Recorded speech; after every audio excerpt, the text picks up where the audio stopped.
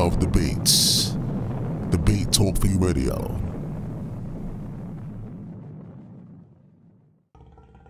Greetings! Welcome back once again. This is Emunah Yisrael, affectionately known as the First Lady for Debate Talk for You. We appreciate all the listeners, male and female, who support the Relationship Challenge and our newest edition and sister show, Under the Palm, Hebrew Women Speak. So sisters, if you have something to share or desire to be featured on the Debate Talk for You platform, please send all requests to underthepalm2@gmail.com. Once again, ladies, that's underthepalm2@gmail.com. We appreciate you and hope to hear from you soon. Peace and greetings to you. This is Emunah Yisrael, affectionately known as the First Lady of Debate Talk for You. I have enjoyed coming to you week after week, season after season, growing together, speaking about the difficult topics, investing the energy, time, and effort with our brothers and sisters on the panel.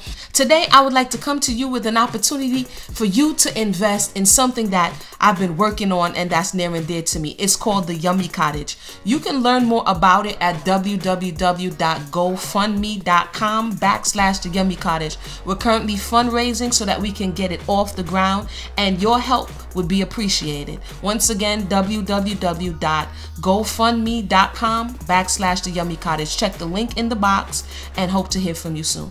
Today's show is entitled, You're Unclean If. All right, so we're going to jump right into this. Of course, we're going to start off with introducing the host of the show. This is Emunah Yisrael. Welcome to the show. Woo! All praise be to the Most High. Yeah, man, babies are bugging out. All praise be to the Most High, giving thanks for this day. Look forward to the conversation. Thanks for having me once again, Brother Sal. And the title of the show today is You're Unclean If. And so we're going to need some listening audience today, because two of our heavy hitters are not here today, which is Awar as well as Brother Amatia. So if you're listening, and we have sisters represented, so if you're listening, brothers, and you're listening early and you would like to chime in, feel free to press 1 early. All right? Brother Sal, the mic is yours. All right. So let's introduce everybody else to the panel. Of course, we have my sister Mayanah. Welcome to the show. Shalom, everyone. Lala Tov. Thank you for having me once again. All right, so what's going on with you, Mayanah? How you doing? Not bad. All praise to the Most High. Putting in work, grinding, working on the book. The sample is out, updated and released on Lit Balm. So if you want to cop a preview of the book, there's a complimentary sample on www.litbalm.com. You'll also find other writings by myself as well as Emunah Yisrael. So we're putting in our work not only on the air but in writing and in other spaces. As you know, I'm also conducting Bible study every second Sunday of the month, so that has me out and about quite a bit as well. So, hallelujah. Oh, also, my YouTube channel is finally with a proper URL, so you can spot me and other things on www.youtube.com/Hasofaret. The audio version of the sample is also there. It was closed captioned for those who may have who need enhanced accessibility. So if you can't really, read, or you're on the go, and so you'd rather just listen in, or if there's hearing issues, then we have closed captioning. So because I really want the message to get out to the sisters, and of course this is a good thing for the brothers to listen in on. Also, I'm not doing anything that the brothers can't hear or chime in on. There's an opportunity to leave a review also for both the audio version and the written version. So hallelujah, the Most High is making a way for me to get into more spaces. Hallelujah, and thank you to all of the listening audience and a lot of people that I've been meeting in person for the encouragement and support. Well, once again, that's Mayanah, right here on Debate Talk for You Radio. And, of course, joining us due to short notice, but they made it, my brother B.A. Welcome to the show. Yo, what's the word? Much love to all, and all praises to the Most High. Yahweh, the name of this holy anointed messenger known as Christ. All right, let people know what's going on with you, brother. Man, for those who don't know me, I'm B.A. Ben Abraham, straight out of Sacramento, California. A host of the Man Up segment and a believer and follower of the Nazarene, the master teacher known as Yeshua the Christ. And that's pretty much it about me, man.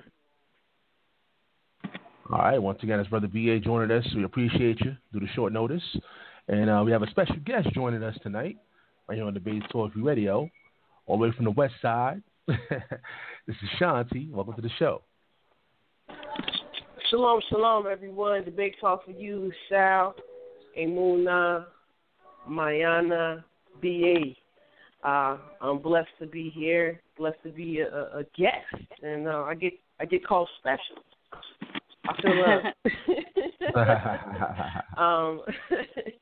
I hope me being on here is a blessing. I hope I can bring some information that's edifying, being used as a vessel by the Most High Yahweh through His Son Yeshua the Messiah, and I'm just ready to get this dialogue on. I'm interested in everyone has to bring, especially the listening audience. So that's it for now. All right, that's Shan-T. Once again, I'm going to have all the information, of course, for those who want to reach out to the special guest and the host, everybody on the panel, right in the description box. So if you have any further questions, go to the description box on YouTube, on iTunes, and, of course, on Blog Talk Radio, and, of course, reach out. All right, Emunah, take it away. So, again, we're going to do this one a little bit different. We're going to do it a little bit different. The reason is that, when we have conversations like this, it really depends on teachings, doctrines, what we have been told, the way we interpret Scripture. So if you're listening early and you would like to chime in early, feel free to press 1 at this time because we're going to do a little lightning round. I think we've done this sometime before when, I can't remember what episode was it, but when we kind of did a recap and review. So it's a little bit fun, a little bit of an icebreaker. So what we're going to do is we're going to go around the panel.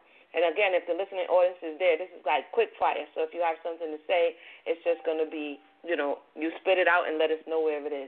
So I'm going to start off with our guest, Sister Shan-T. And it's one thing, because we're going to have time to go around and go around. But the reason why this show is important, as I said before, is that I heard it come up a lot on last episode of Under the Palm, as well as in other spaces. And, we don't talk about it often, or we misunderstand what uncleanness is or what it means to be clean and unclean. So I'm going to start with Sister Shan-T. I'm going to go to Brother B.A. I'm going to go to Sister Mayanah, and then I'm going to check the phone lines. And we're going to kind of go a few rounds like that, and then we'll get opening thoughts. So you're unclean and if you can, just give a torah scenario that would make an individual unclean. That's kind of what we're looking for.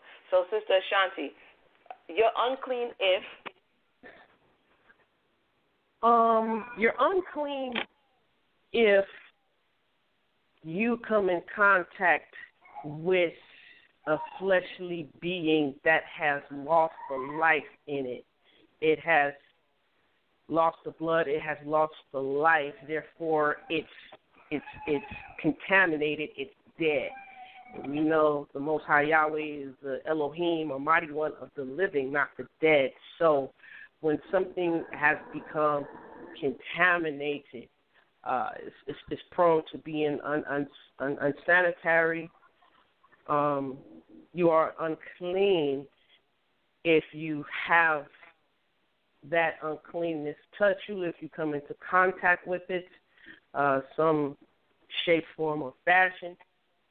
That's what uncleanness seems as though it is to me, per various scenarios in the Scripture, from the woman in her menstruation, as it was brought up on the last panel with the imams, all the way to intercourse between a male and a female. All right, sister. Wait, hold on.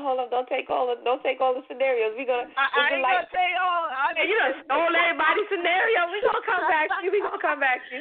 Thank you for that. So no doubt, I'm no doubt. fresh from the record, y'all. But the first one she said is you unclean if you come into contact with the dead. All right? Yeah. And so thank you. Yep. That's Sister Shan-T. Brother B.A., you're unclean if one scenario, if you can, a scenario that will make an individual unclean according to Torah. You're unclean if? Well, when I hear the term unclean, I look at it from a spiritual perspective first. And one example is you're unclean by, let me see, forgive me for sisters if I take a little too long on this one. I'm going to try to be as brief as possible. But you're unclean by the people you associate with or your surroundings. And the spirit, one thing about the spirit is this, is that before it's present physically, the uncleanliness is there spiritually, and it manifests through the physical. And let me try to be clear. Let's say with the children, with the nation of Israel, when they were in captivity under the Egyptians, and they adopted the traditions of the Egyptians while they were there. So when the Most High had sent Moses to start the revolution, to free them out of captivity, the Israelites, they were not as willing they pled and begged Moses to leave them alone, and we didn't want to leave Egypt. So when Moses brought them into the wilderness, they complained and told him, no, we would rather would have stayed in Egypt. And as you can see the old term, you could take someone out the hood, but you can't take the hood out of them. So I see uncleanness based on the environments that we are prone to being used to. And if that makes any sense, I'll just leave it at that. I'm going to fall back. Thank you for that, Brother B.A. We're going to go to Sister Mayanah at this time. Sister Mayanah, your thoughts. You're unclean if? All right. Since I'm a veteran, I'm going to go ahead and do it in the lightning round. So usually in the lightning round, you just kind of want us to tell you what it is. So you're unclean if you're a male and you have had some kind of sexual emission while you or during the night. According to Leviticus 15:18, you would be considered unclean. Thank you for that. All right. Brother Sal, do we have anybody pressing 1 at this time? All right, no one's pressing 1 at this time. We have a lot of listeners, though. Again, the number is 319-527-6239. If you want to be a part of this, just press number 1, and we'll add you in the conversation. Again, the number is 319-527-6239. If you're already on the phone line, simply press number 1, and we'll add you in. Go ahead. All right.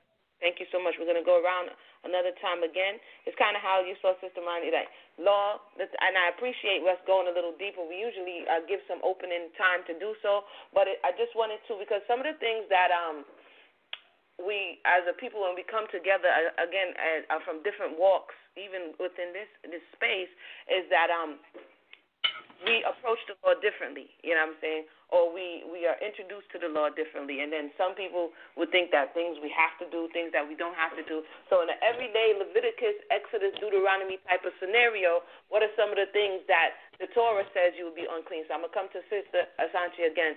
You're unclean if?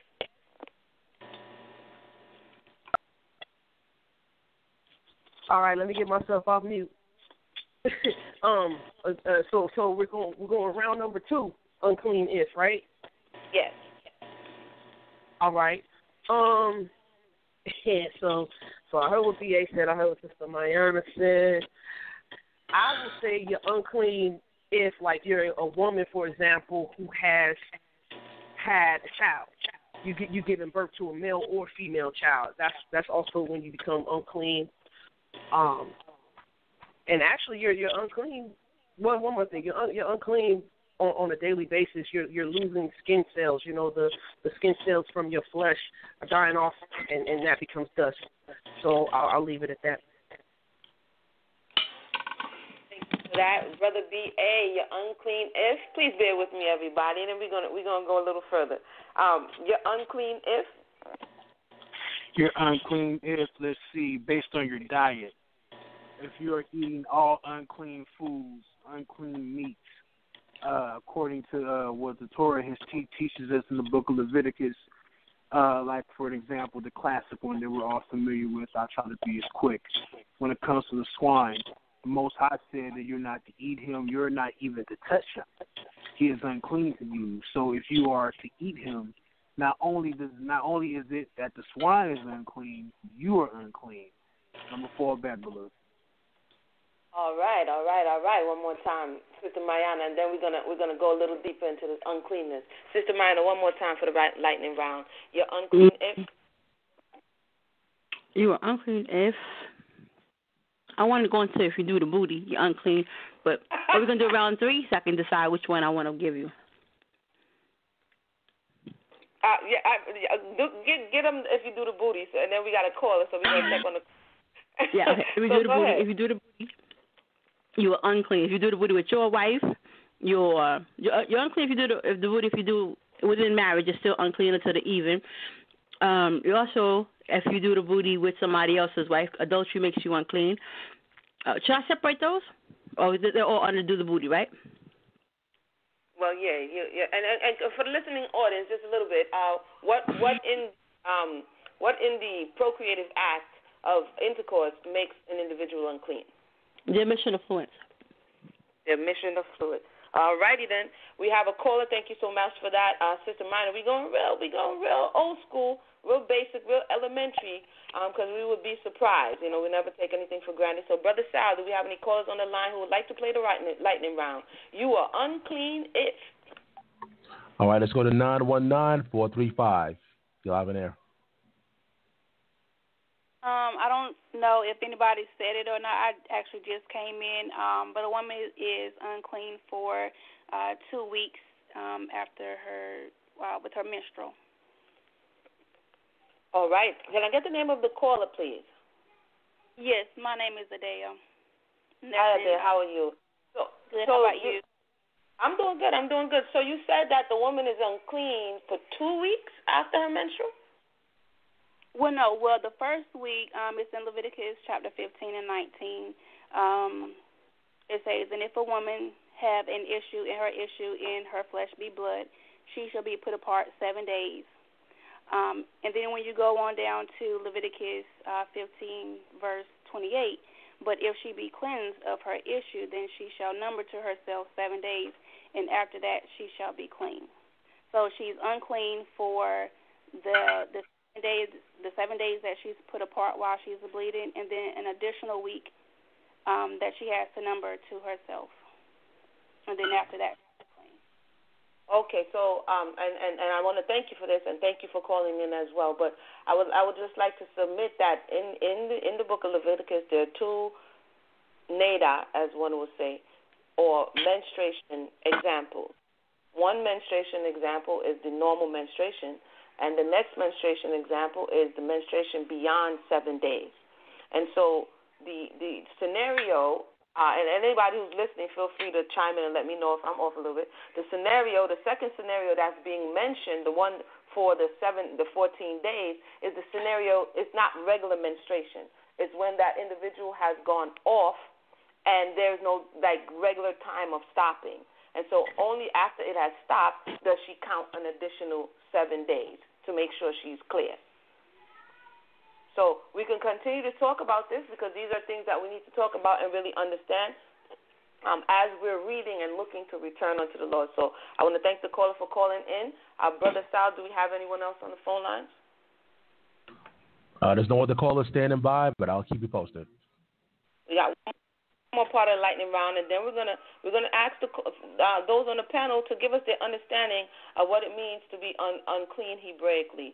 So we're gonna come again back to Sister Shan-T. One more lightning round. You're unclean if. Oh man, I could say you're unclean if you blaspheme the Most High. I mean, like B.A. said, not only this is a physical contamination, but that's your mental and your spiritual contamination. You know what I mean? You're talking about blaspheming the Creator who gives life and who is the Creator of the living. So I would say you're unclean when you blaspheme the Most High. Thank you for that. Brother B.A., you're unclean if? Let me just ask some clarity, love. Are you asking me we're unclean based on from a Hebraic perspective? Okay, Torah law. Things according to the Torah that will make an individual unclean. Okay. Let me see. Another example will be when we tend to apply the Greco-Roman mindset to the way of thinking, or we try to apply that way of thinking to the ways of the Most High. I think that's what I think a lot of us tend to do. That we tend to think that the Most High has to be adjusted to the way of our thinking, and it should be the other way around. We need to get on point with how He thinks, and I would say that's also another example of being unclean, if that helps. Thank you for that, Brother B.A. We're going to go to Sister Mayanah for another one of the lightning rounds. What makes you unclean?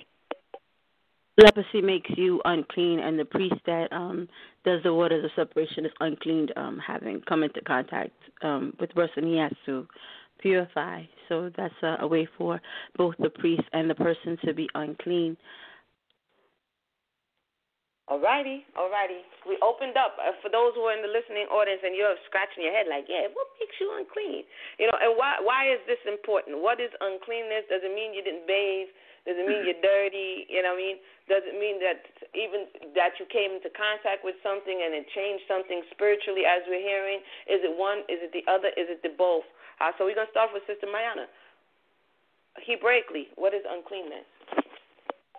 Uncleanness is what keeps you separate from the Most High. You cannot appear before the Most High. You're not considered worthy or usable if you're in this unclean state. So I would say that being unclean is the condition of being unable to be in the presence of the Most High. Okay, Brother B.A., in your understanding, what is uncleanness? Uncleanliness also can be the way we conduct ourselves on a daily basis. When we say one thing or we do contrary. For an example, we always tend to say, we study this and we come in the name of the Most High, we're Torah experts, or we're this type of expert, or whatever it may be. But then it's your actions, because it's taught by Christ. He said, if you don't believe my words, watch my actions. And as a parent, I tend to understand that my actions are what my daughters are going to take into account. So, and the Spirit manifests through actions. So I would say that it's the way we conduct ourselves that will make us clean or unclean. And I fall back, sis. All right, thank you for that. And Sister Shan-T, in your understanding, what is uncleanness according to the Torah? According to the Torah, you're unclean. I ditto Mayanah, and I will add that, anytime you're separated from the Most High, and when you're separated, you're pretty much dead. I keep saying, the Father, Elohim, is a deity of the living, not the dead. So the Spirit brings life, and if you don't have the Spirit, you don't have life, you're dead. So that's pretty much what being unclean means. But we know that the Father is the Father of redemption, restoration. So anytime you have something that's dead, we have a Spirit that gives life.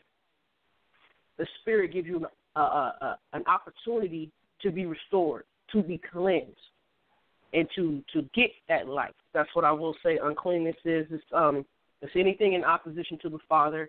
It's anything opposite of life. You're foul. You're defiled. You're foul. You're contaminated. You're dead, pretty much, or dying. And that's what I'll say for now. All right. So we're having this conversation.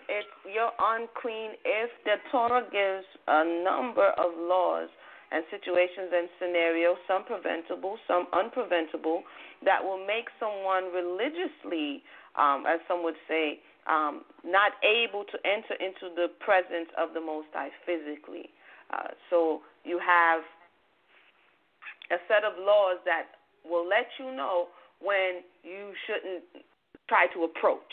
And this is for because the Most High said, I'm holy, therefore be holy. You know what I'm saying? But there are parts, again, as said, that are unavoidable, but it's also just a checklist for us to, because there's the spiritual side of uncleanliness and then there's the physical side of uncleanliness. And as we've heard thus far, nada or menstruation makes an individual unclean. Zav emissions or male emissions makes him unclean by himself at night. You have the Torah laws that speak about him having night dreams that makes the individual unclean. And there's a process for each one of them. Sexually transmitted diseases, the Torah speaks of it as zav emissions. That can make an individual unclean. Touching something that is unclean also can make an individual unclean. Sometimes we try to get away from these things, but in actuality, I look at it as ancient CDC laws, things that helps to prohibit the spread of communicable diseases. When we're looking at these laws sometimes and we try to move away from it, it's like wash your hands after you cough, and so we're going to continue to explore them, because in some spaces we think either it's not necessary or it's not applicable, and if we can kind of have a conversation about the confusion around it and what we can and cannot do here and how it applies to us not having the physical temple, but people have places of worship, congregations, camps, and Knesset that they come out to and they congregate. Do these laws still apply? Should a man who has a venereal disease still enter into the congregation? Should a woman who just gave birth still enter into the congregation? Should she stay outside for the prescribed days, being it a male or female? Should he be vocal about his emissions and letting the congregation know that this is why he's not coming in? Or is this something that we should shield and hide? Is this conversation balanced on two sides? Is it okay for the woman to be unclean, but the male is never unclean? Like if your leader is always there, then does one question him like, are you coming unclean? Or you understand what I'm saying? And this is kind of hopefully the direction that we begin to go into. We're going to see if anybody's on the phone lines who would like to chip in at this time. Brother Sal, let us know. If not, we're going to continue the conversation. All right, family. Once again, it's the Relationship Challenge. Topic is, you are unclean if. That number to call in is 319-527-6239. See, we have a couple of Skype callers. We have a couple of people on the phone line checking out the show. If you have any questions or comments, feel free to press number 1 at this time or later on. We'll gladly bring you in a conversation. I'll keep you posted. Nobody's pressing 1 at this time. Go ahead. Thank you so much, Brother Sal. So, Sister Mayanah, now that I've done the lightning round and kind of done everything a little bit backwards, go ahead and give us your opening thoughts on the importance of this matter, or even if it is important in this space and time as we are here in the diaspora and the different places that we've been scattered. The mic is yours.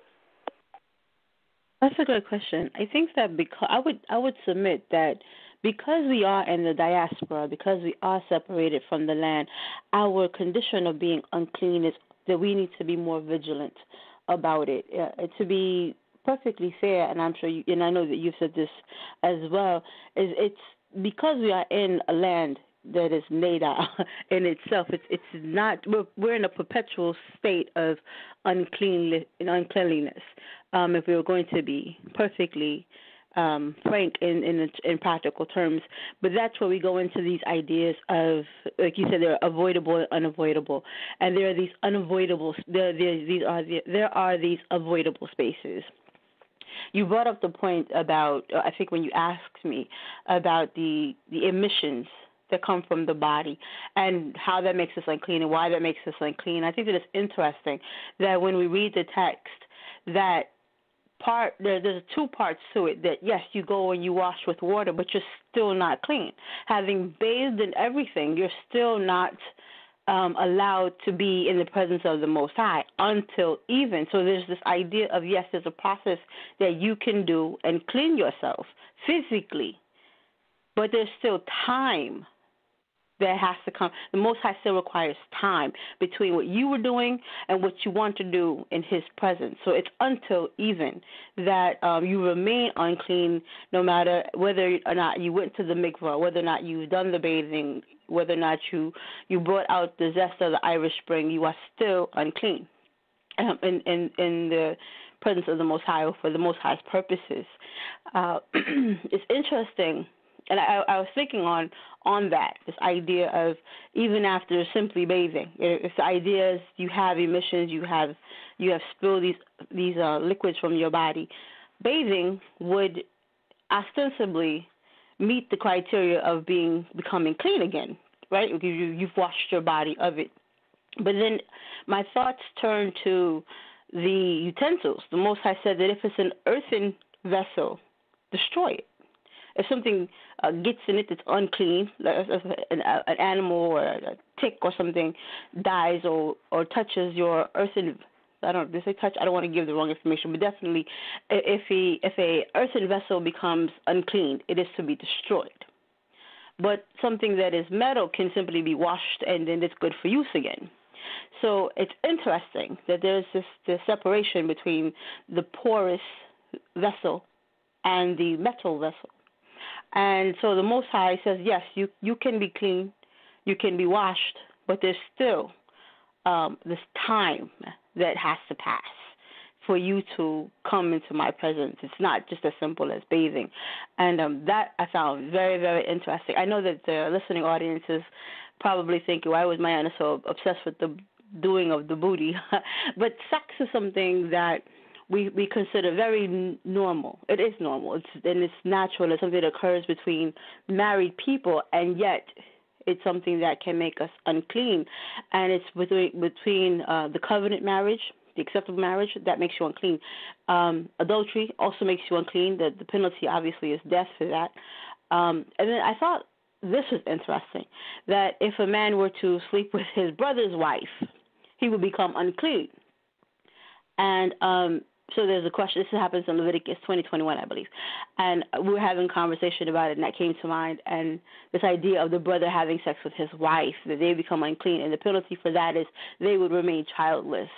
And it doesn't sound like that's adultery. It sounds like something outside of the levirate or something outside of some other condition that the brother winds up marrying the wife of a brother.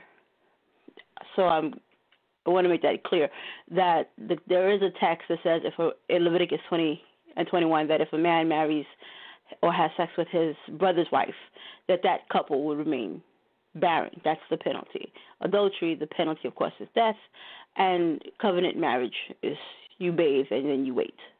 But there are things that make us ineligible to come before the presence of the Most High, and it's not just the mikvah, because that's what we do for ourselves.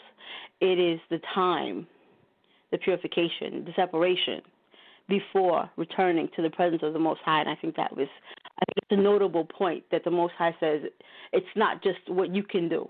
It's this other thing that also has to happen before you can return to my presence. So I'll open with that, and as the conversation continues, I'll add more things. I have a list of things that I want to talk about. But I'll yield the floor with that first thought. All right, thank you for that first thought. That was the voice of Sister Mayanah. If you're listening and you would like to tune in, feel free to do so. She brought up Neda. She brought up a lot of things, very interesting things. Then I'm going to come to Brother B.A. with your opening thoughts. And Neda is very interesting because oftentimes it's, when you come in and be like, oh, the woman is Neda, and it's used for describing this separation that happens when she's menstruating. But as Sister Mayanah spoke about, there's also the waters of Neda. I believe she spoke about it, or maybe I was thinking it in my mind. But these waters of separation that has to do with cleansing an individual from the dead. And so when we are physically and spiritually contaminated, we are separated from the Creator. And as she says, the text does say that we are sent into these lands and we're defiled, essentially, in these lands of places that do not adhere to Torah law. And so it's one element of separating yourself physically, and then the other, as she was speaking rightly to, is the spiritual lifting of that separation. And oftentimes in different spaces, we obsess over one and not realize that the other has to happen as well. Or we negate one and say, well, that's not really applicable, and then we heavily depend on the spiritual. And so hopefully as we continue to have this conversation, we will look at it with new eyes and realize that this is something that needs to happen, because the Most High says, lives on record, that when he cleanses us, he's going to bring us back. You see, we're going to be returned to the land that he promised. And the reason, one of the key reasons that we were expelled, or the land spit our foreparents out, is because we did not honor these laws that would keep us holy, that would keep us pure before the Creator, that allowed us to continue to come into his eyesight. And so we're going to go ahead to Brother B.A. At this point and hear his opening thoughts on the importance of clean and unclean here in the land of our captivity. Are we just in Babylon and we just got to do what we got to do, or should we make extra efforts to perform or rehearse the righteous acts? Brother B.A., the mic is yours. Yeah, thank you, beloved. I would say this, just to land back off of what you were saying a little earlier. Living over here in the United States, and we come into the understanding and knowledge that we are the people of the book, or the children of Israel, rather. I will say this. Let's go back to an example with our ancestors when they were in captivity in Mizraim or Egypt. The Most High was dealing with the people who didn't know him. So technically, being in Egypt for all those many years that were there, they were unclean. And he gave them an opportunity. That's why we have Torah. He gave them his rules, his teachings, his instructions on how to get back, or how to be put back, to put him into perspective and to be righteous in his sight. So the Torah is there to separate us from the nations or from the rest of the world. It's there to clean us up and to make us clean so we can represent him properly. So I will say, and I will use that same thing in modern day terms. We're here in America. We're here, and we've been expelled from the land. And the Most High is giving us grace when we come into understanding of who we are. And we have to understand and learn his ways, which is the Torah. So, and this is our grace period. A lot of people like to say, well, there's no grace in the law and the prophets. Yes, there is. He gave the children of Israel grace before he decided to let that generation die in the wilderness. So today, he's given us time to clean ourselves up and to understand his culture, his way of thinking, his perspective, so we can be that righteous image or that righteous group of people to represent his name. So that's why it's very important in this day and age that we understand his instructions, which was laid in the Torah. And I hope that helped, and I'm going to fall back. All right, thank you for that, Brother B.A. Sister Shan-T, your opening thoughts on clean and unclean. Is it applicable? Should we be concerned? What are your thoughts? Clean and unclean, as far as over here in our modern times, and for us immediately on this phone, we are in the United States of America. I would like to say that the Father, when he scattered the people, he knew where he was going to scatter them to, and he knew the conditions in which the people were going to be faced with in the places where he scattered us. Over in America, I know for me, everything of the American culture is not bad. And some of the things we have in this American culture are foundational in the Torah. Mikvah or ritual cleansing, right? Well, I look at that as today you take a shower or you take a bath. We usually take a bath, take a shower. Some people take one at night. Some people take one in the morning. And we put on clean set of clothes after we take a bath. At least I hope people put on some new fresh clothes. You know, like your mama said, you better put on a fresh pair of underwear. You know, but we have in this modern day and time, and with technological advances, we have better ways of sanitizing. We have better ways of keeping things from contamination and disease. We have better ways of preventing things from spreading, germs from spreading. I was talking to Sister Angela, Sister Malaka, talking about things we cannot avoid sometimes. And I'll make 2 points. The bus, the public bus. How do you know when a woman or a man goes on the public bus that the woman is not in her time of separation, quote unquote, and how do you know that man just didn't get it on with his woman, before they got on the public bus? And this is another point I want to make. Like you I think you were alluding to this, but I'm not too sure. But the woman, from Leviticus 15, she's told that during her time of separation, she has to stay away from the temple or stay away from her man's bed. And if you believe that, cool, because I know some people believe in the halakhic ways of the way he walked in the traditions of the elders, oral law or, Talmud or Mishnah, whatever, whatnot. But, when this woman, it says she's unclean, or when this man is unclean from emitting semen, it says people are unclean till the evening. Whatever they touch, that becomes contaminated. That becomes, contaminated. Well, not necessarily that becomes contaminated, not the thing, but it doesn't say to do anything to the thing except what Mayanah brought out about the earthen vessel versus a metal, But when somebody becomes unclean because they've touched something that the unclean male or female touch, it says that person washed themselves and put on a new set of clothes and and you're unclean until evening. So, places of unavoidableness is, for example, the male. How do we know the male before he went up to the fellowship or congregation? How do we know he didn't get it on? How do we know he didn't have, quote unquote, wet dreams? How do we know? Some people take a shower and then they do their thing and then go where they gotta go. You see what I'm saying?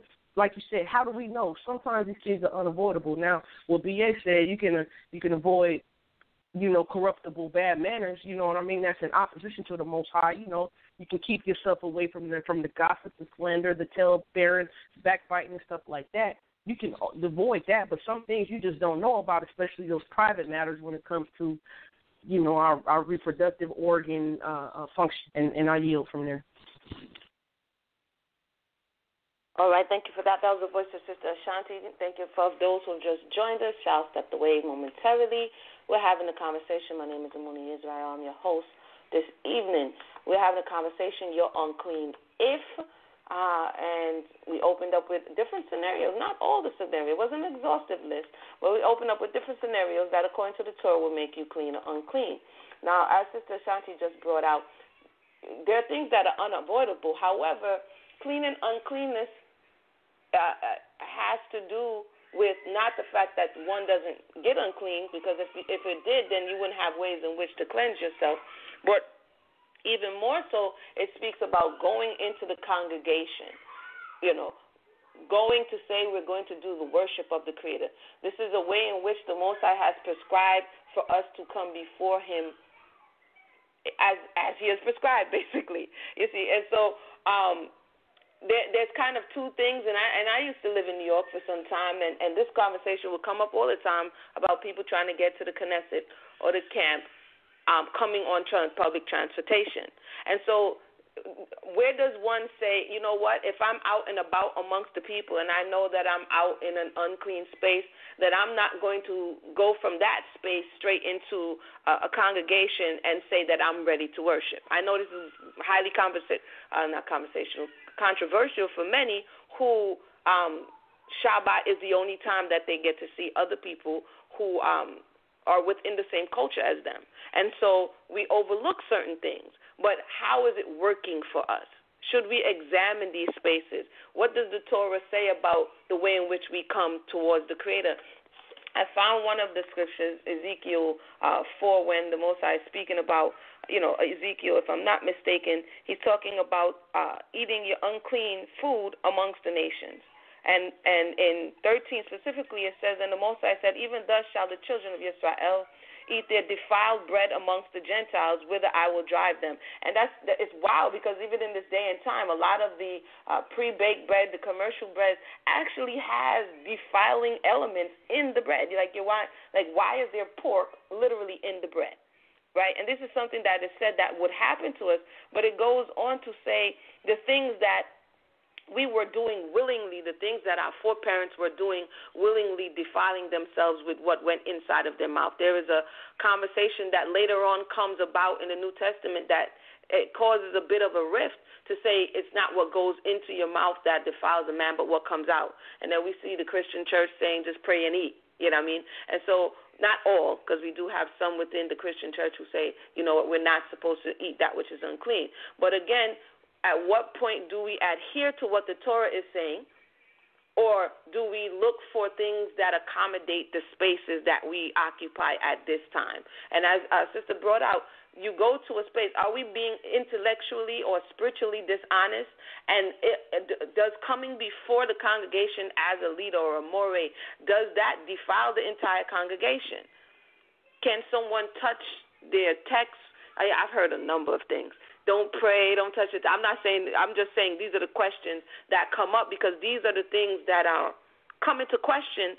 And then depending on where you are, there are laws that are bent in one direction or the other. And the question is it doing us any good? So at this time, I'm going to come to Sister Mayanah for her to continue to build on her thought, to answer anything that you've heard thus far, or bring your responses. Sister Mayanah, the mic is yours.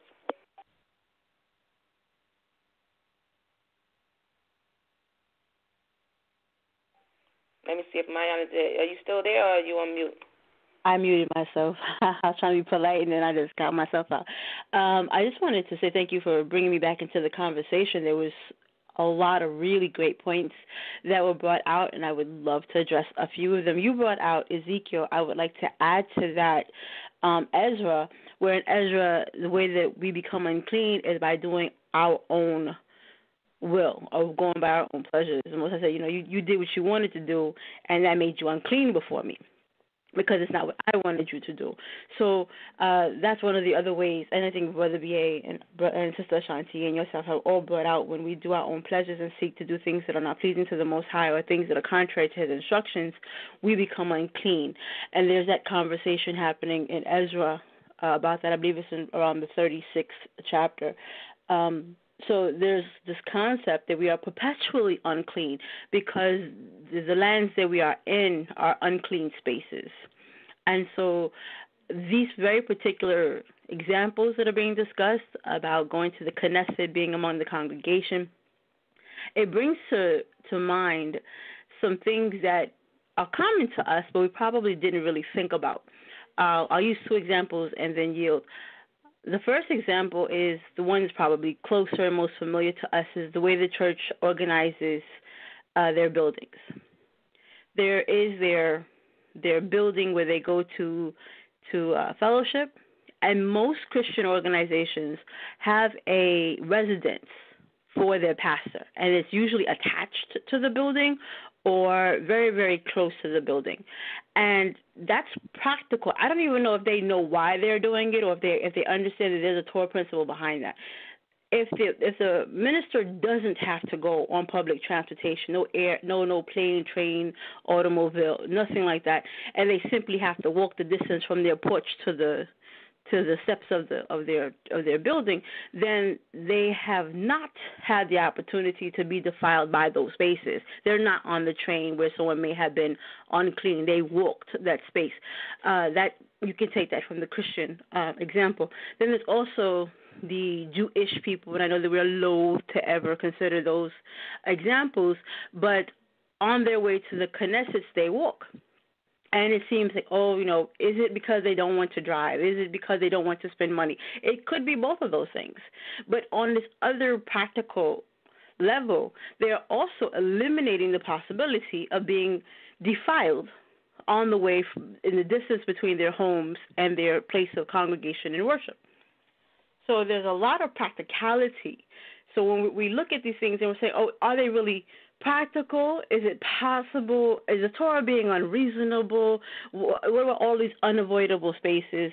I think that, you and I were having a conversation where moving to a closer Knesset was something that you and your family, was a decision you and your family made to cut down driving or anything else. So these are not conditions that don't have any remedy. They're not, how am I supposed to get to church if I can't take a bus?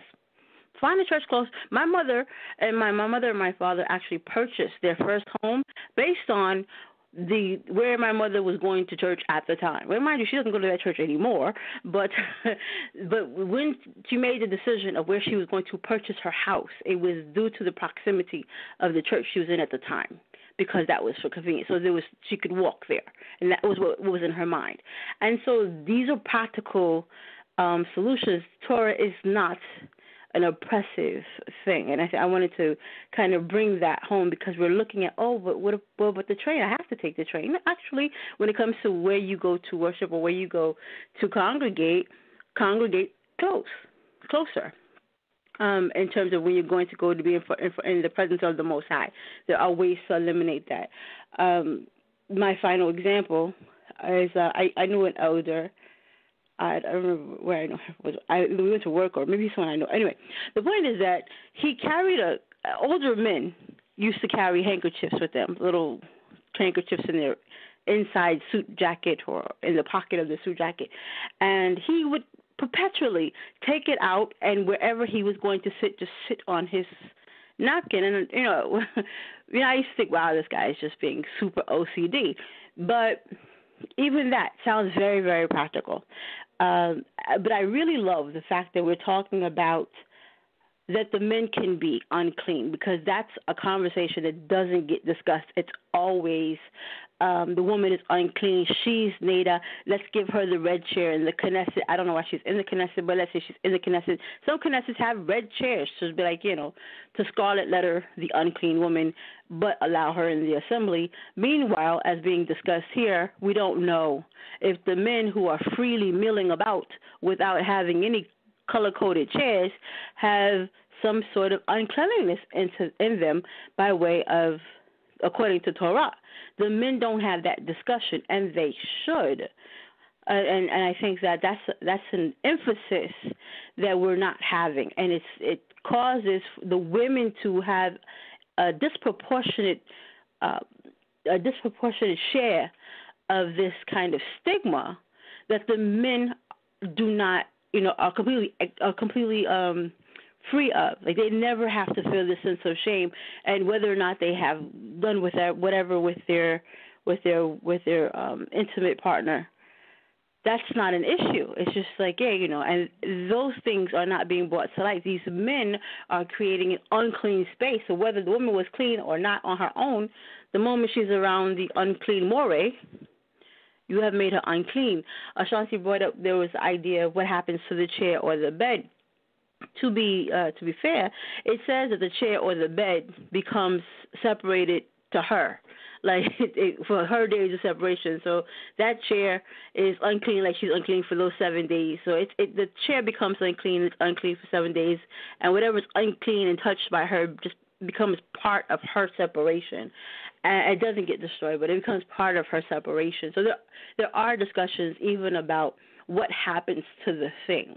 And the person, we know they have their bathing, but it's this idea of sanitizing. It is this idea of being clean, but then there's still this element of you need time before you can be reconciled to the Most High, even after you have done all of these physical means of washing. The physical means of washing you've accomplished, but the Most High is still saying, yes, you still can't come to me. It doesn't matter that you have had the best sanitizing. You go into like those CDC rooms where you get steamed out and everything. It doesn't matter. You still are unclean as far as the Most High am concerned. As far as the Most High is concerned, you're still unclean until the even, no matter what you did to become physically clean. And I think that's an important concept, that there's a difference between your carnal cleanliness and your fitness to appear in the presence of the Most High. And that the Most High is demanding that difference, letting you know that there is that difference no matter what you do. He still has a stipulation that you have no control over. You cannot say, but I used extra strength soap so I can cut down the time. No, it's still unto even. I don't care if you bathe in bleach and ammonia.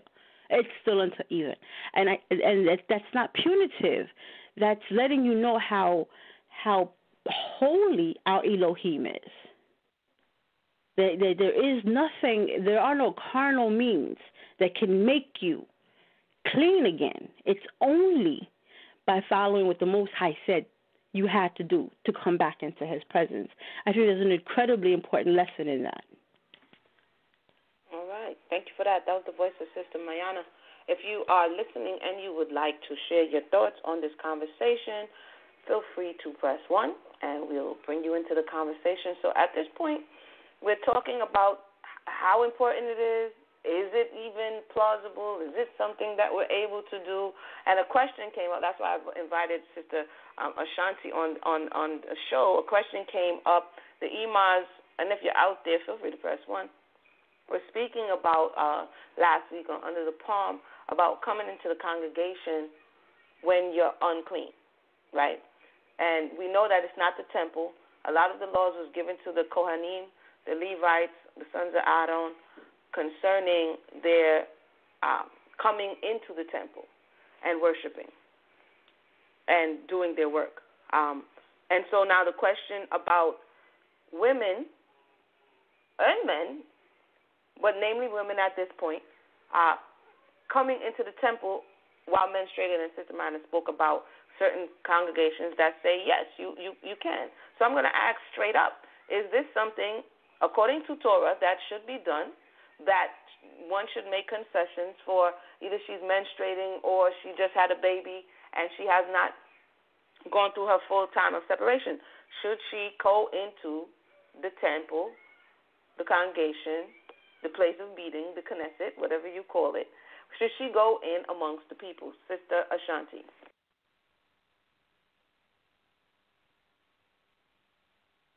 All right. Yeah. Leviticus 12. I'll start there, and before I start there, this is me, Shan-T. I like to see explicit or direct in the text, because I see a pattern of the Father, the Most High Yahweh, being explicit throughout. When I don't see an explicit, I can't say it's an absolute. Some people are taking, well, this is what it says absolutely, when it's being implied by them when they're reading it, because it doesn't explicitly say, well, thou shalt not do this, thou shalt not do that, or thou shalt do this, or thou shalt do that. So when the Most High is giving the priest instructions, I see the Most High being explicit. So where I don't see an explicit, I can't tell somebody this is absolute. I believe that, some of the rabbis, the sages, when they wrote their oral Torah, they tried to, quote unquote, fill in the blanks of what they did not see as explicitly written. But this is what I'll say from Leviticus 12. I'll read it from the scriptures, ISR. And Yahweh spoke to Moshe, saying, speak to the children of Israel, saying, when a woman has conceived and has given birth to a male, then she shall be unclean 7 days. As in the days of her monthly separation, she is unclean.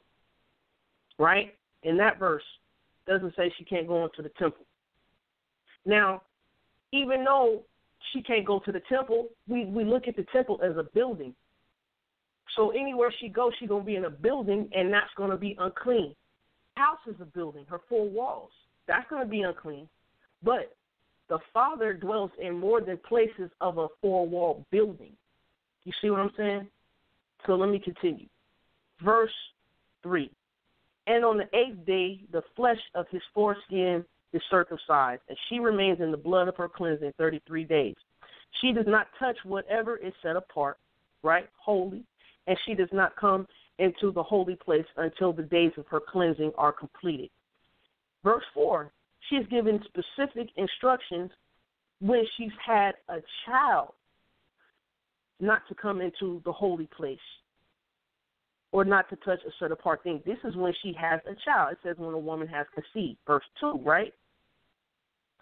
Verse 5. Well, let me continue. It says she does not come to the holy place until the days of her cleansing are completed. 33 for 33 for a male child. And I'm going to get to something after this. I'm going to take my time with this if I could. 33 days for a male child, right? Verse 5, but if she gives birth to a female child, and she shall be unclean for 2 weeks, as in her monthly separation, and she remains in the blood of her cleansing for 66 days. It's female. Now, I will say this, and this is not an absolute for anyone. This is just me thinking a little bit. When the fathers, when I'm going into the Father's word, I tend to try to critical think. A male seed can continue a family, which is carry on that name, like our surname, last name, right? A female does not carry on that name. But when you have a child, or you have a child, that's a life coming into, right? So the woman had to lose some sort of blood, which was bringing life unto. So when she's losing some sort of blood to bring in another life unto the world, right? Of course she's unclean, because the life is in the blood, right? So when you lose a little bit of life that's in your blood, you're in a dying state, so you have to be restored. So I understand this, right?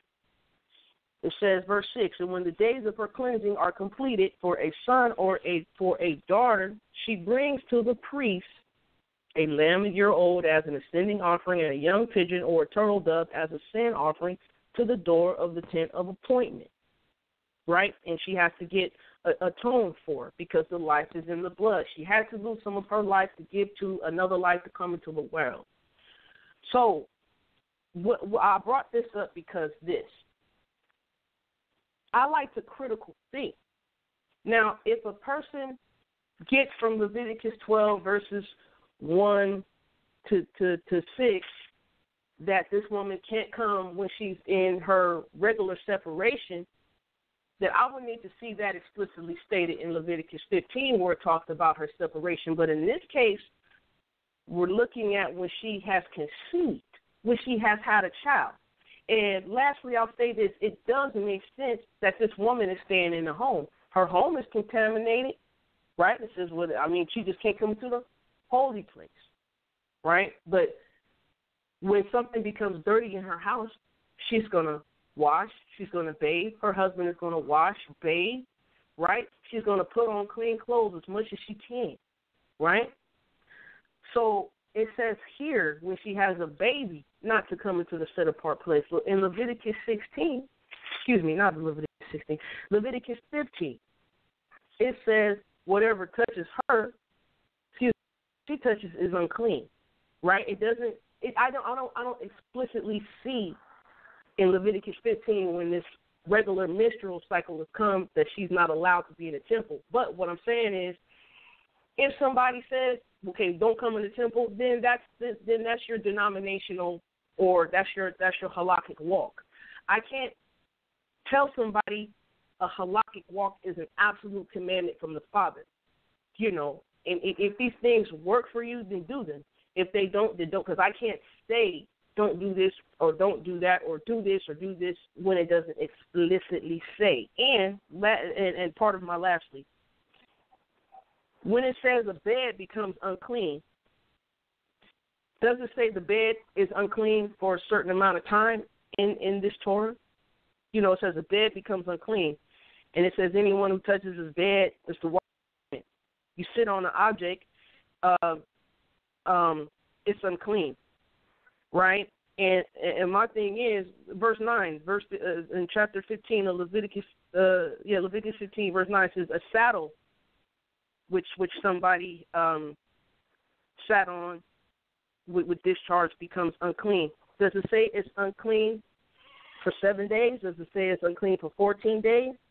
I mean, I don't see anything explicit where it says the time that these things are unclean for.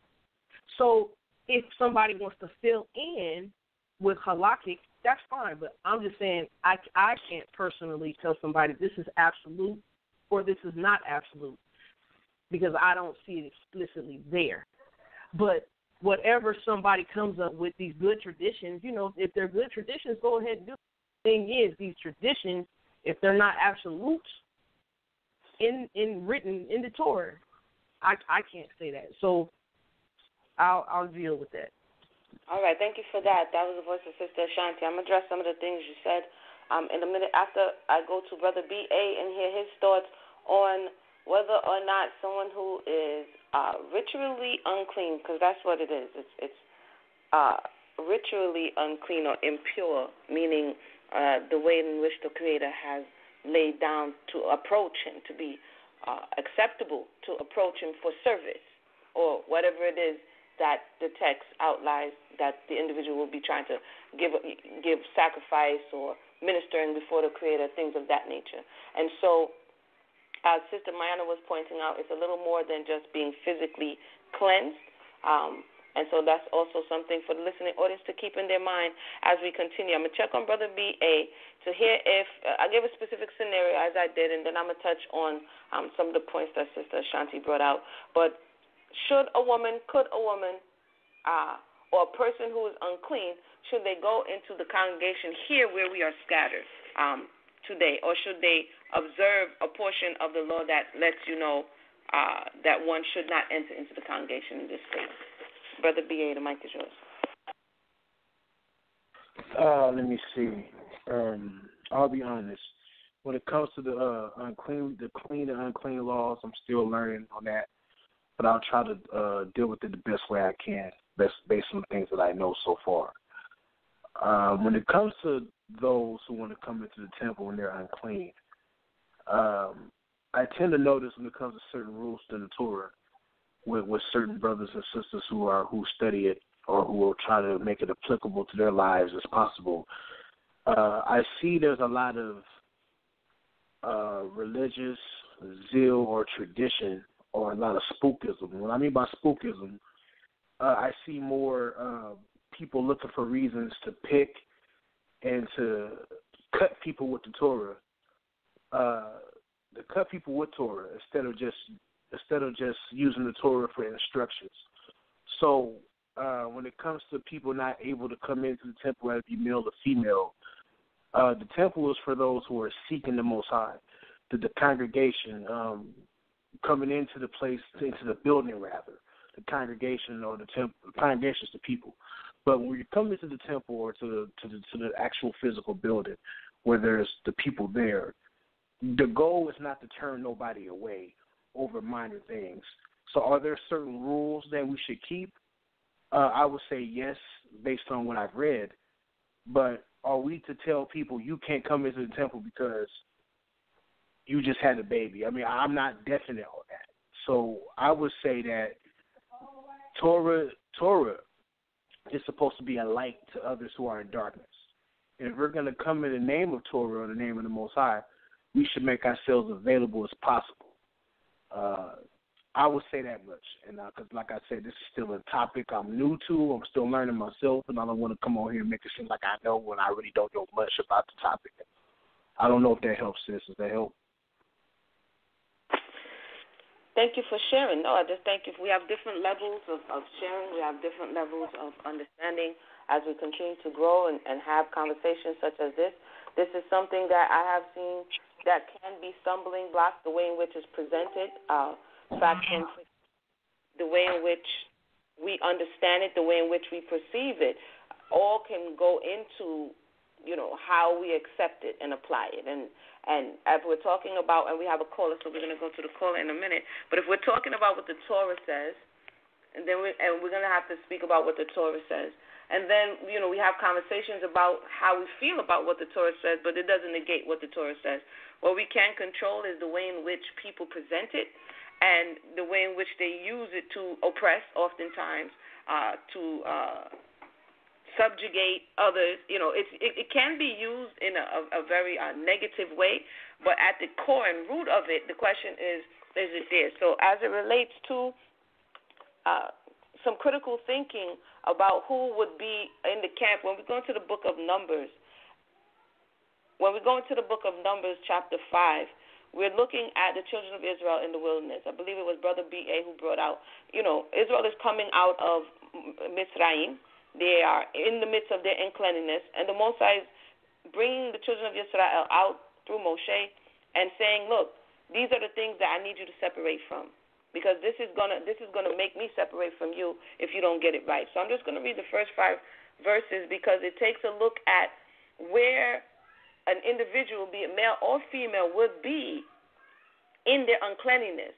And so if the tent of meeting is in the midst of the camp, then the outskirts of the camp where people who are unclean would be, that stands to reason that if you were unclean, you wouldn't be where the tent of meeting is. And I'm going to read Numbers 1 through 5.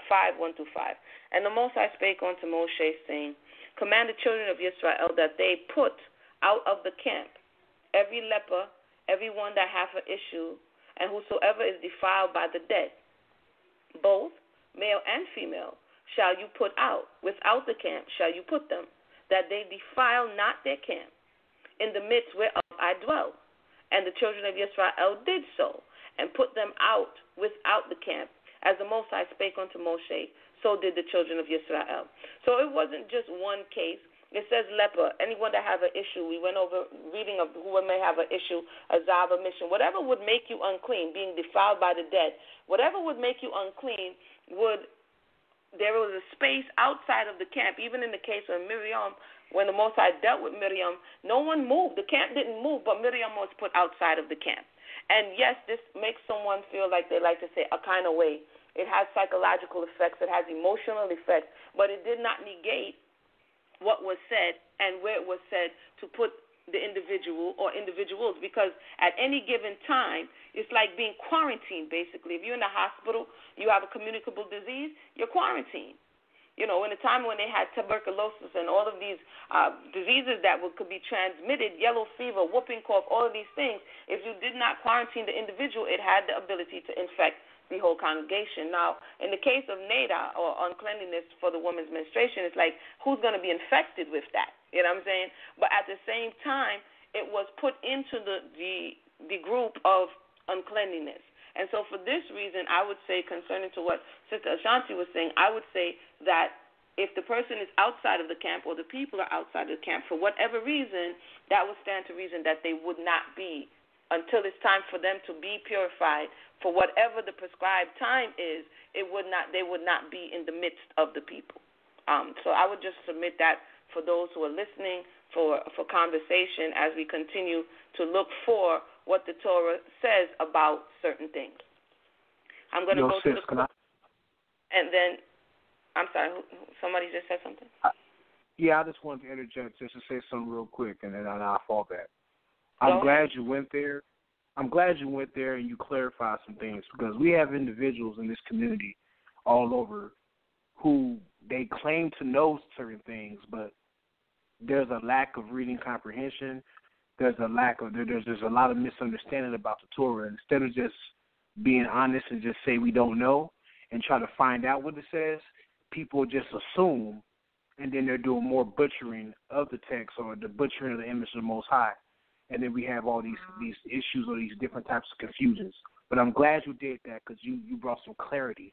So I appreciate that, and thank you.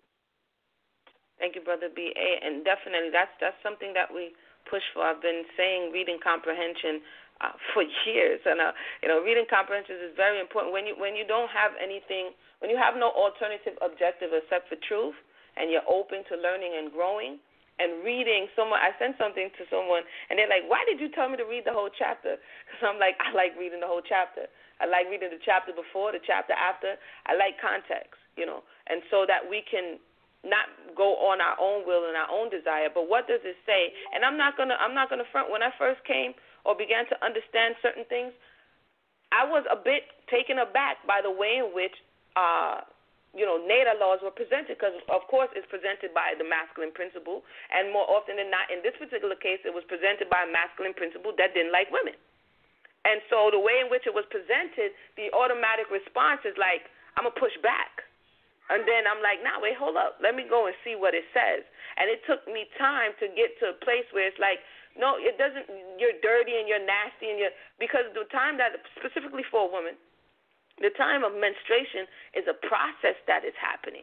There's a physical process that's happening. There's a spiritual process that's happening. She needs space. She's discharging negative energy. Her body, sometimes her hormones are out of whack because the chance for conception, because that's what the cleansing of the internal, and I'm going a little deep, but it'll be all right.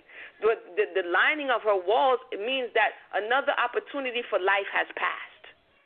Because the thickening of the walls is per chance that an egg will implant and then she will conceive.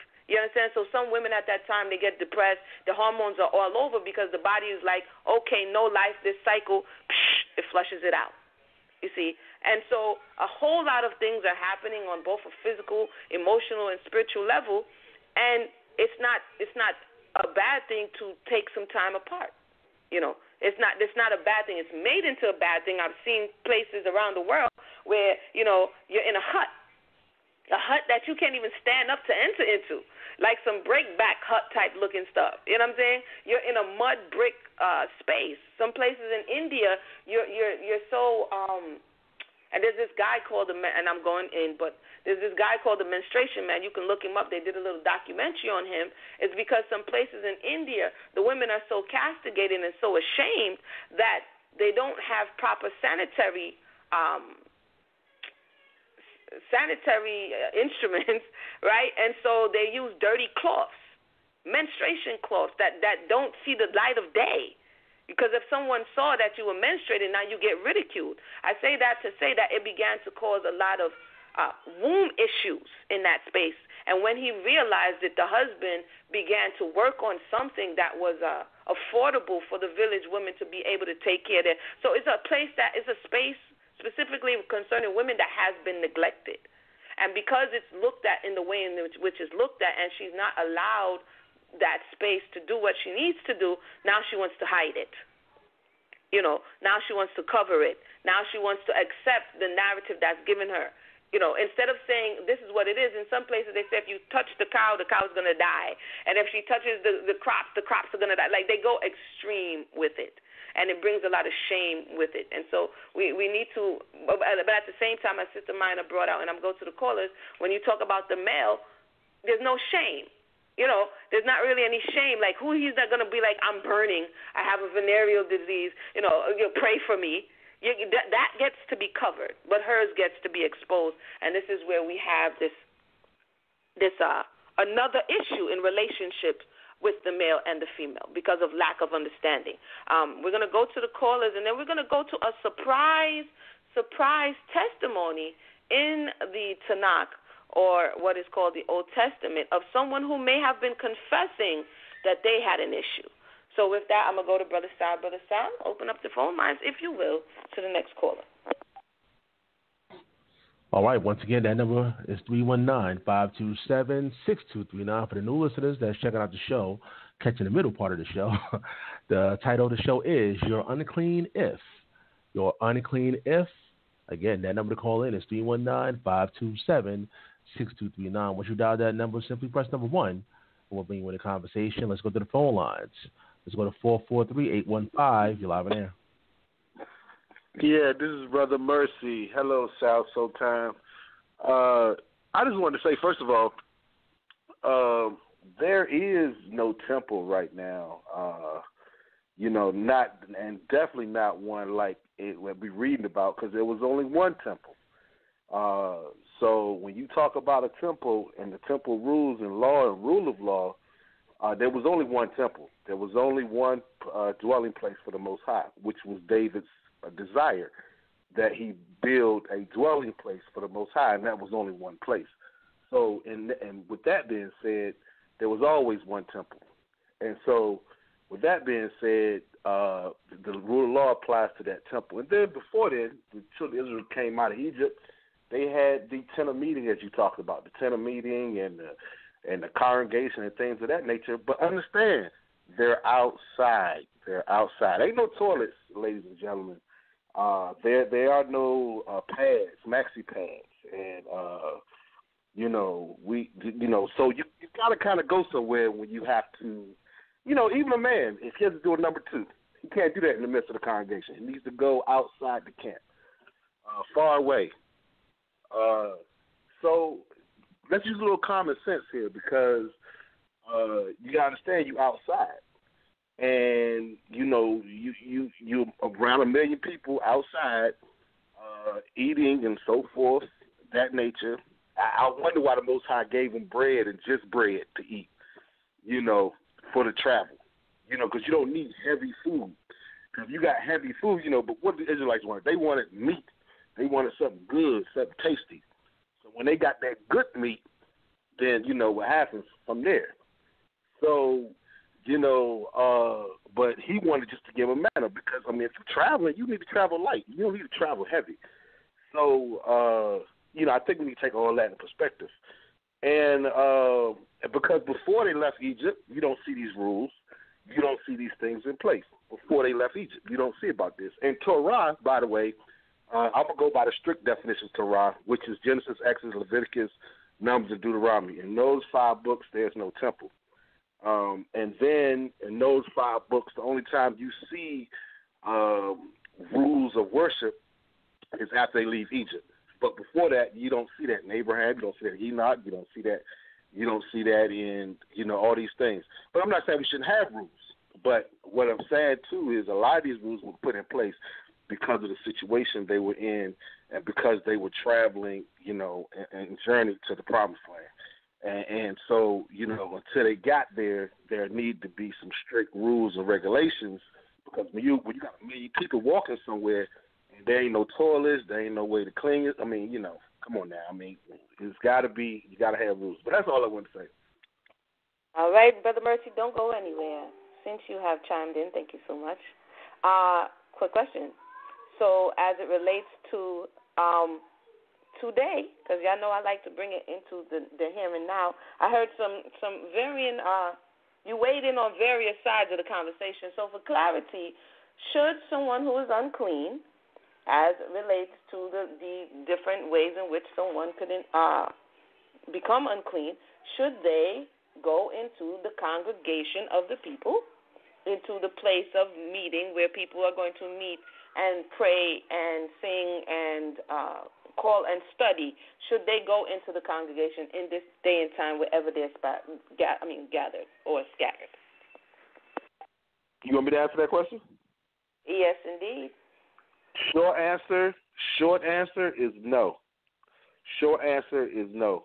Long answer is it depends on what you mean by unclean, because there's a lot of, now if you want to go by Torah, we can do that.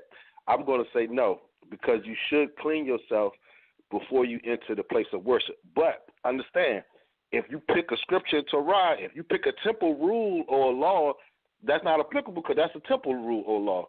And if you use a tabernacle rule or law, where's the tabernacle? There was only one tabernacle. Again, you're applying rules that, there was only one tabernacle. There wasn't a whole bunch of different tabernacles, so. Okay, so Brother Mercy, the leader, the Moreh, it's the Shabbat, okay? And it's the Shabbat night before he gets to the Knesset, where he's going to teach the next day. He fills upon his wife, right? And then the next day he bathes, then he puts on his clothes, and he goes to the place in which they're going to have service. Is that something that should be frowned upon? Is that something that should be embraced? Is that something that one should be doing?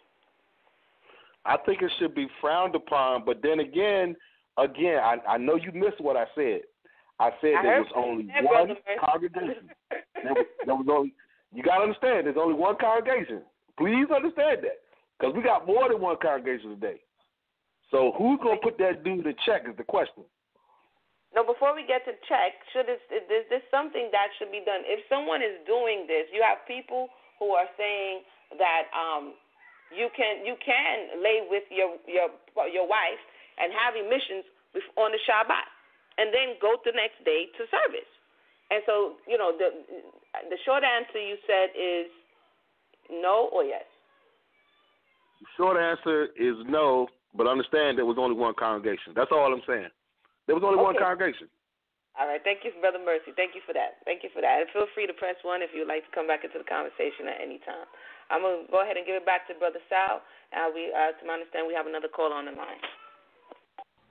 All right, let's go to the next caller. Let's go to 616-881. You're live on air.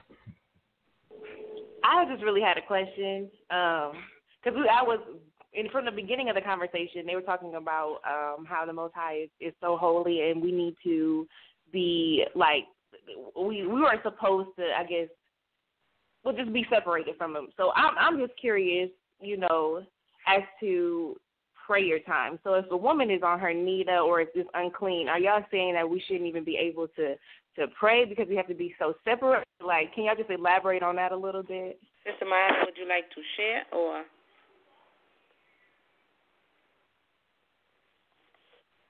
Is Mayanah still on the line? I'm here. When it comes to private prayer, I don't see where there's any discussion about what the daughter communicates to her father, how she would communicate with the Creator in her private time. It looks to me that when it comes to Torah discusses being separate in terms of how you contaminate or how you come into contact with others and affect their ability to come into the presence of the Most High. So because I know that there's a sensitivity when it comes to women talking to the Creator, I hesitate to say that during her menses she's not allowed to have a conversation with the Creator. I haven't seen anything that would say that how she does, again, in her private time with Him. And again, I hesitate to try to put that on there because we see that there are certain men who will say that women can't come before the Most High for every other reason. The Most High only deals with men. You can't talk to Him without a man. All of these other things that tend to get inserted to separate the woman from the Most High in terms of her intimate relationship with the Savior. So with the Creator. So again, for me, because the Torah doesn't speak to how she communicates with the Creator privately, it speaks about how she can affect others and make other spaces unclean, that I would not insert the idea that the public and private are the same things.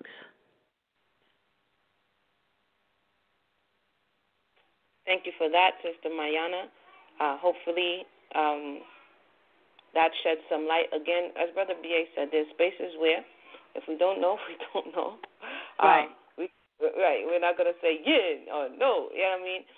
There are different things. Brother Mercy brought up something that's important to note, is that we're talking about this is coming into the presence of the Most High concerning, and there's spaces where it speaks about the holy things, right?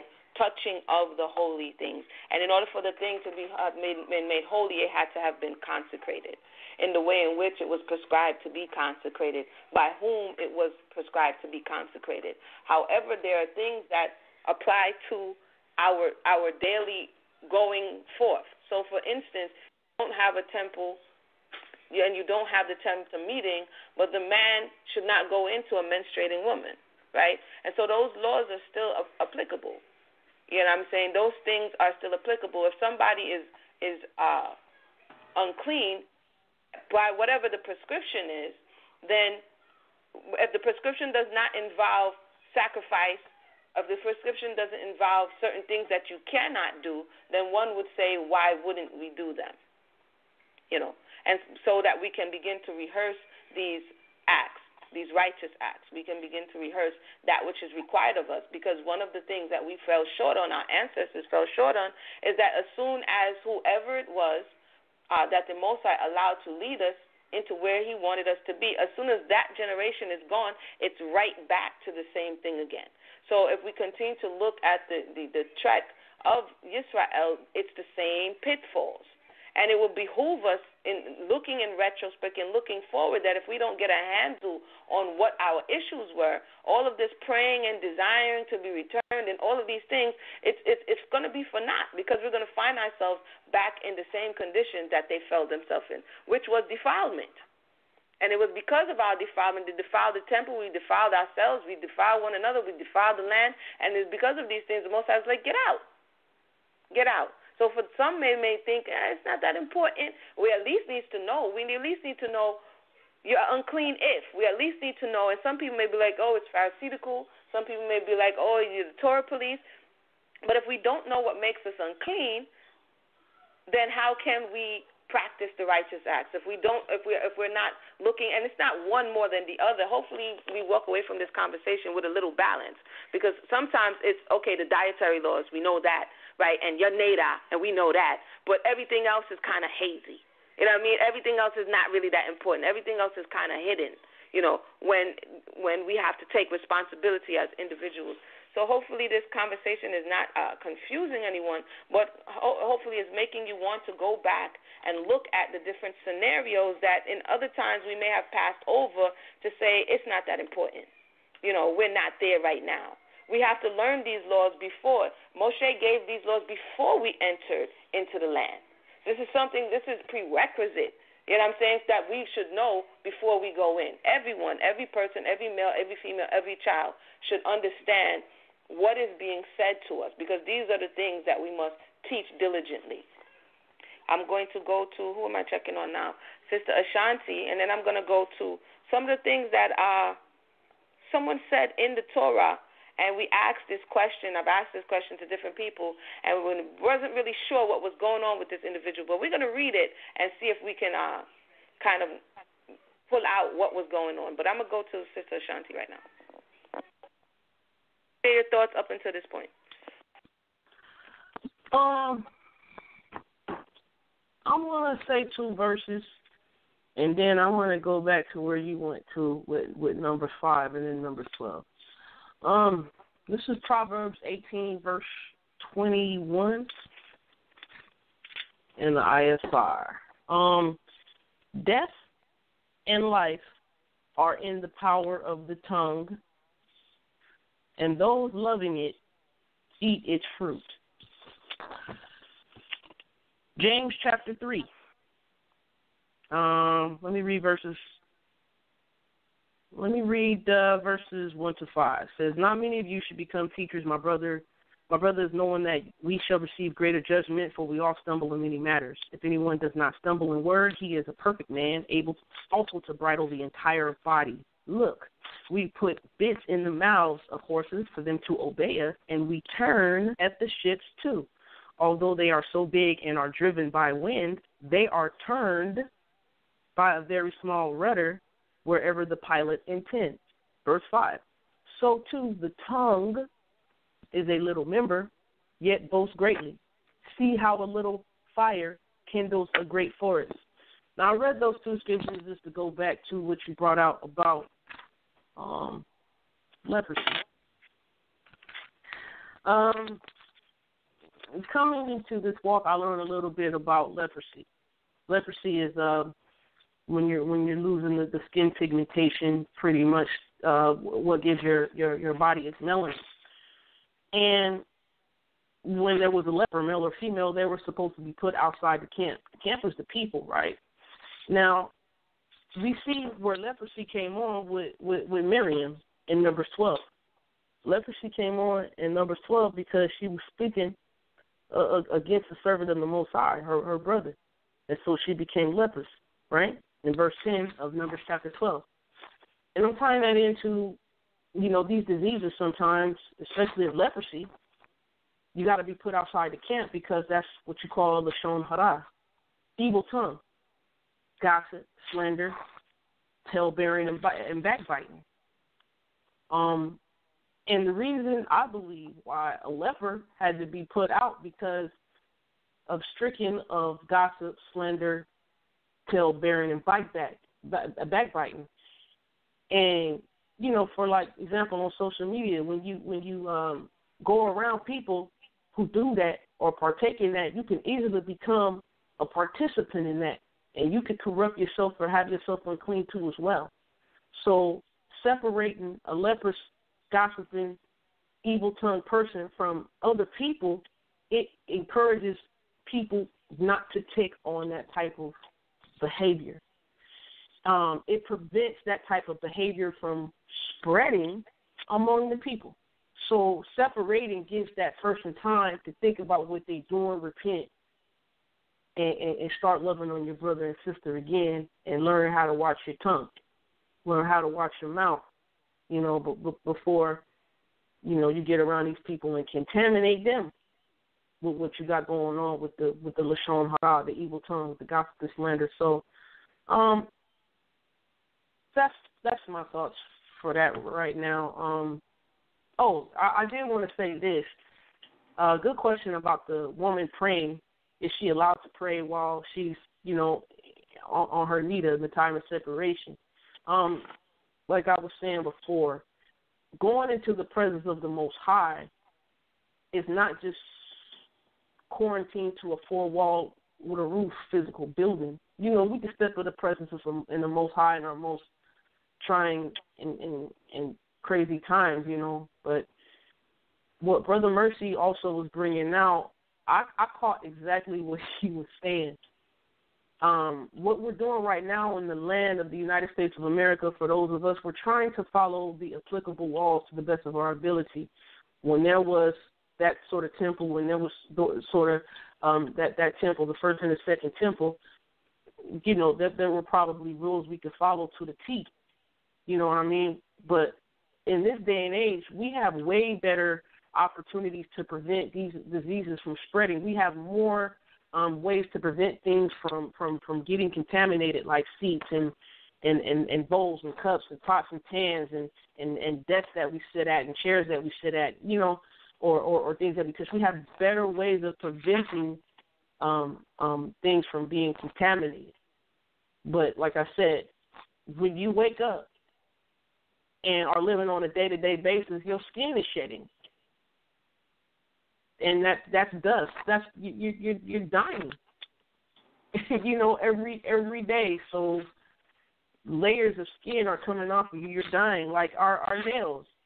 I mean, how many people know our nails are dead skin cells? Do you guys clip your nails all the time? Every you see what I'm saying? Are we forever unclean as long as we don't have our fingernails unclipped?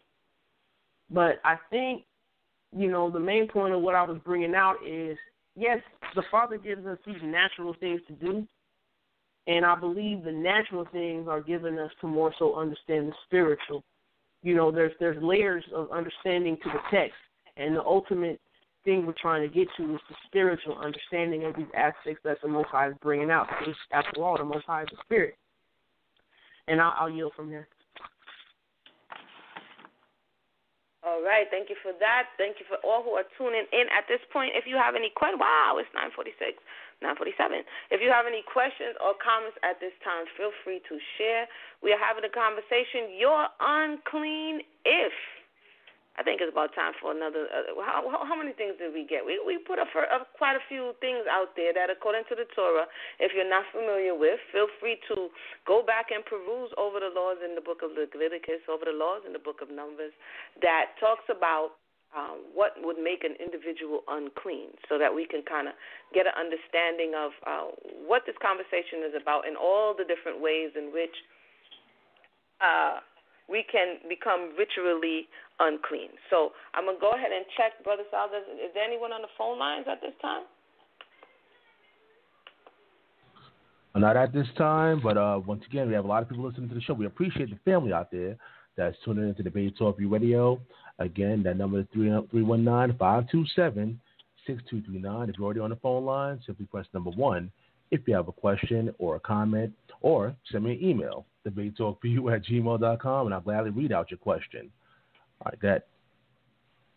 All right. So, yeah, we're going to continue this conversation, and if anyone has anything new to add to it, we don't want to necessarily belabor the point because I definitely understand it's something that we, in our own space and time, have to begin to understand. Because, again, what I'm hearing to a degree, and anyone correct me if I'm wrong, it's like, okay, we're here, and this is what it says, but if we're not able to do it, then it's something else. And oftentimes the something else that we may think is more important or that's more reasonable for us to do, that something else varies from person to person. And herein lies one of the problems. I think, the Torah is clear, or the Tanakh is clear, the prophecies are clear, that Most High knew that he would send us to a place of uncleanness.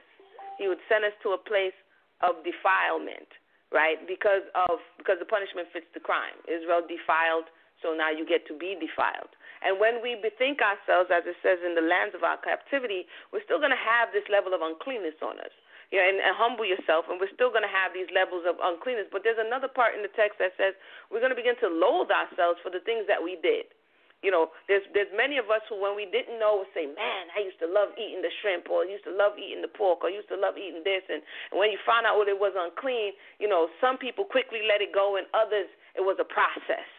Others had a issue beginning to separate from these things that are unclean. But this is the process here. This is the process that we're undergoing here. This is what many call waking up or coming to this truth of beginning to separate ourselves. There was a time where in certain churches they didn't care if you were clean and unclean. Come as you are. But now when we get onto the other side, it's like, is that the case? It's just in the same way in certain spaces they say, pray and eat. And then when you come on the other side, it's saying, no, you cannot eat that. And so is this another one of the things that, like our dietary laws, we struggle with because we still have a connection with it in some way or another? I'm going to come to Sister Mayanah to hear. Wait a minute, before I do. I think I see Brother Sal. Is there someone on the line? Okay, there's someone on the line. And we have 12 minutes left before we go into overtime. So we're going to go to the caller, and if we don't have too many more callers, we're going to begin to wind down. So, Brother Sal, you can patch the caller in. All right. Once again, family, if you're listening on social media, if you're listening on Blog Talk Radio, we have about 11 minutes left in the air. If you want to hear the rest of the show, we're going to go to the overtime portion of the show. Again, that number is 319-527-6239. Once that time runs out, that's the only way you can hear the rest of the show via phone. The number once again is 319-527-6239. Make sure you call them before the time runs out. Other than that, check out the archives on iTunes, on Blog Talk Radio, and on YouTube. But let's go to the next caller. Let's go to 443-255. Live in air. Shalom, shalom, Yisrael. Shalom, Mishpoka. Shalom, shalom, Akot Emunah. Shalom, Akot Mayanah. Shalom, Aki Sal. Shalom, everybody else on there. This is Akot Marcia calling, and I know that. I've been listening. I'm like, I haven't heard that voice in a long time. I'm like, I know that voice. How you doing? Shalom. Oh, lovely, lovely. And I've been listening intently, and I remember this conversation, I think about 3 or 4 years ago, that it was on another blog talk call, and I'm just going to just bring this up. A lot of people, they kind of like, the eyes pop a little bit when I bring this up, but I'm just going to do it anyway because it comes out of Torah, actually, where you quarrel Leviticus 11 and Devarim or Deuteronomy 14, and that's the, depending on your translation, the carcasses or the corpses of not only human beings, i.e. the dead bodies, but also of those, quote-unquote, non-eatable creatures that are dead, such as, like when people love to, like to put their mink coats on and the rabbit furs and the raccoons and the foxes, and they like to put them little rabbit paws and stuff on the keychains, and they like to wear the raccoon tails on hats, and when they put them pearls around their necks, i.e., yes, from a shellfish, and the cowrie shells and stuff are decorated all on their clothes, and the conch shells, decorating in the house and the clam shells and the oyster shells, and they like to wear them gaiters. You know how the brothers love them gaiters and them snakeskin boots and them lizard belts. And you know how some of us also like to have them ivory tusks carved up into all kind of decorations, in our house, like the elephant tusks. We like to have, some of us like to get those, the real lion fur and the tiger fur to hang up and stuff in the house. Some people also like to have, they collect like the eagle's feathers, the raven's feathers, the shark's teeth, the lion's teeth, and even some people that are into like taxidermy, they like to have those the heads of the bear hanging on their walls, or the heads of a lion, or the head of a tiger, at all. So all of those quote unquote non-edible creatures and stuff, the dead bodies of those, the pieces and the parts of those dead bodies, a lot of us use them as decorations, in our wardrobes and also in our homes. So we got to look at what Torah says about that. And also, people that work in funeral homes, or people that are in hospitals, working in hospitals, or, happen to be around someone that dies. And also, as another thought, too, when we go to these museums that have people laid out in their quote-unquote, the Egyptian mummies and so forth and so on, and other mummies and stuff from other cultures, where they actually have the corpse lying there. So whoever's handling those are human beings that are dead. So whoever's handling those, or whoever's touched those and stuff, they would be unclean, quote unquote, tameh, as applicable to our laws, the Torah in Leviticus 11, and also Deuteronomy the 14th, and also Numbers, Bamidbar 6, 9, 18, and 19. So all of those would be, be, I think, pause for. To think about it and to check out to see what you have, maybe that you haven't even thought about, that is whether or not it's tameh, whether it's unclean, for us to touch those things and what we should do concerning them.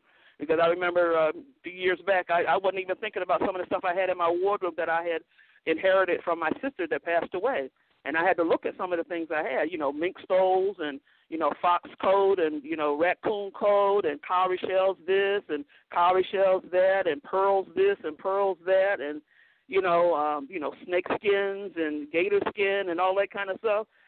So we need to just kind of take the time and kind of take inventory on the things that we have that we're not even really considering because we haven't even thought about it. Hallel Yehovah.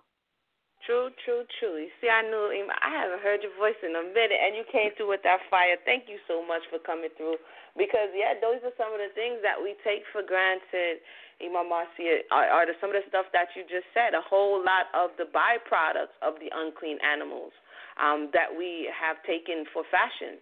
And these are things that one would say is unclean to possess and to wear. Things that we wore were gold or silver or bronze.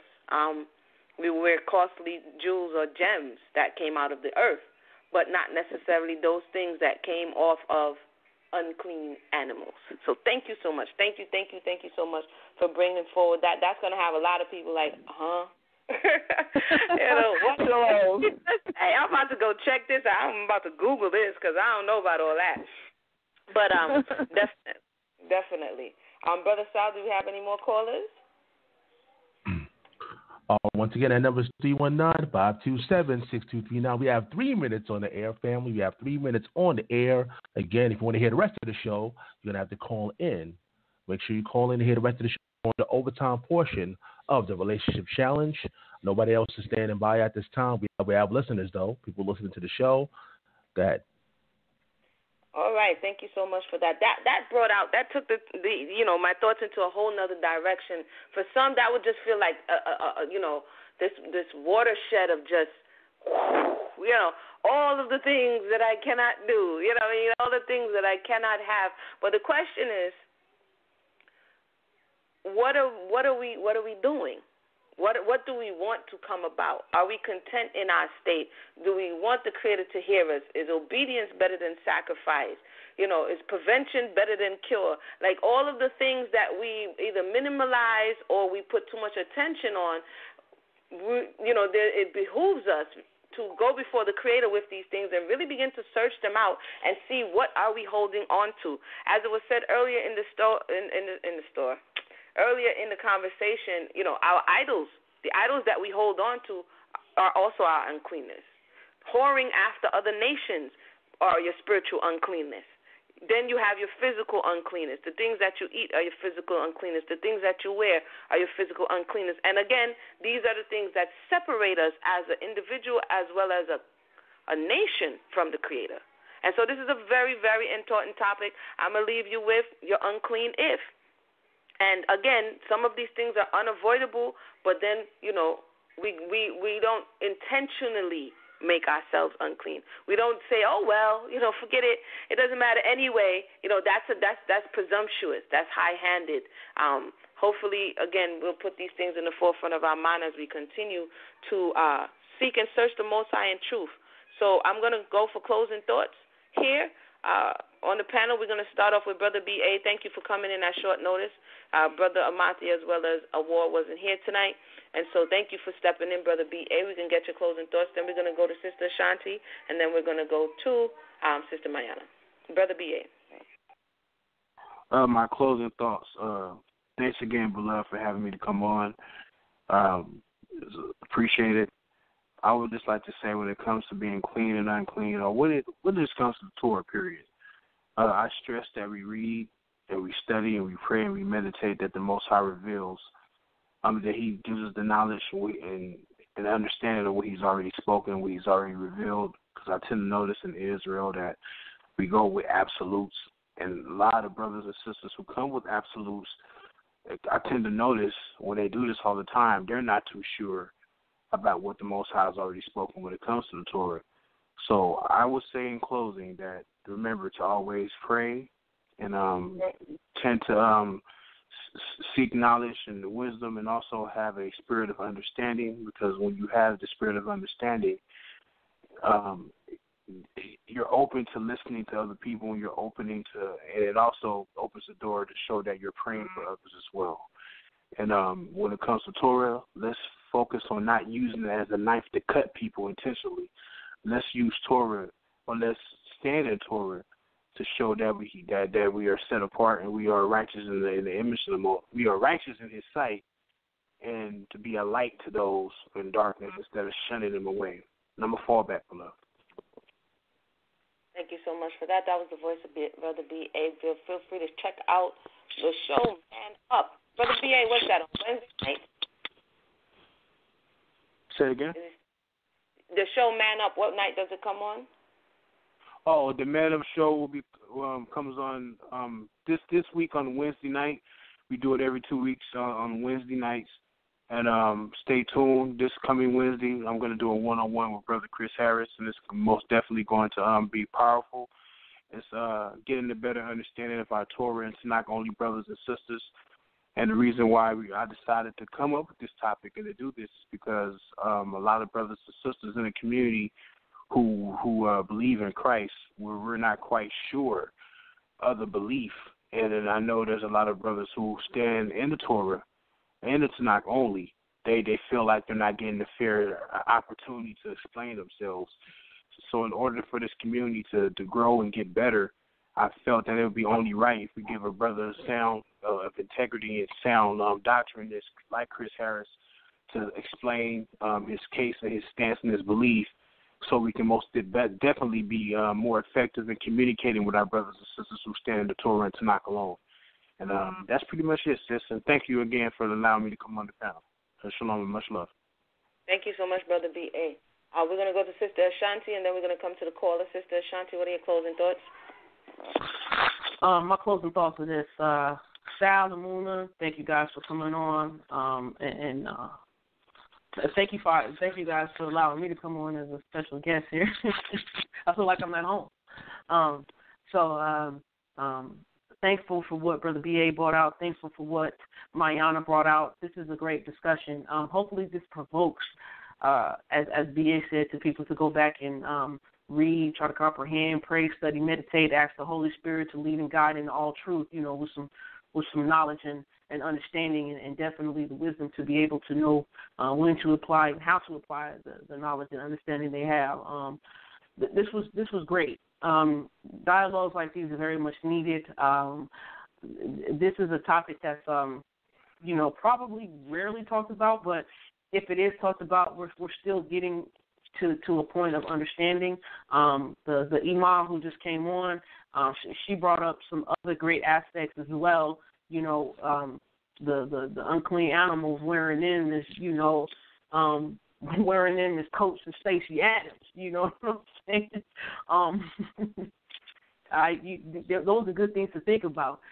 So I'm grateful for everybody's perspective. And as much as you go through this Torah, you just keep learning.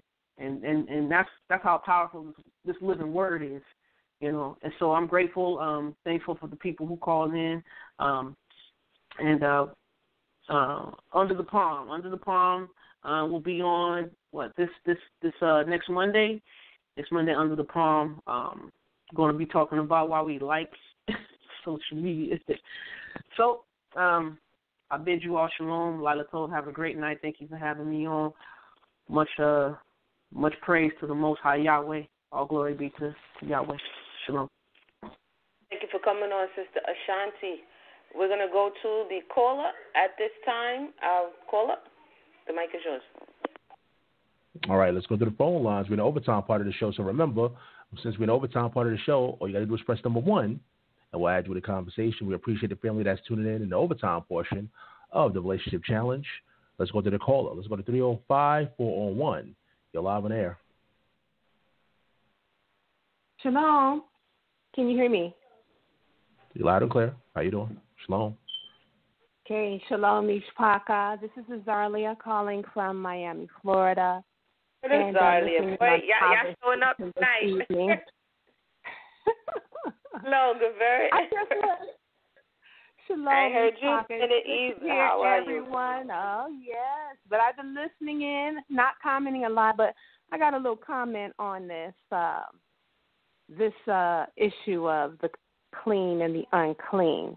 And it was interesting because I've heard it said before about wearing different types of materials, especially, materials from animals that are not something that's in our diet, dietary-wise. But my understanding from studying this Tanakh since I was a child is that there is specifically one animal that we're not supposed to have no dealings with whatsoever. We're not even supposed to,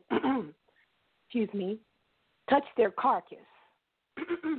That animal being the swine, okay? We don't deal with it on no level whatsoever.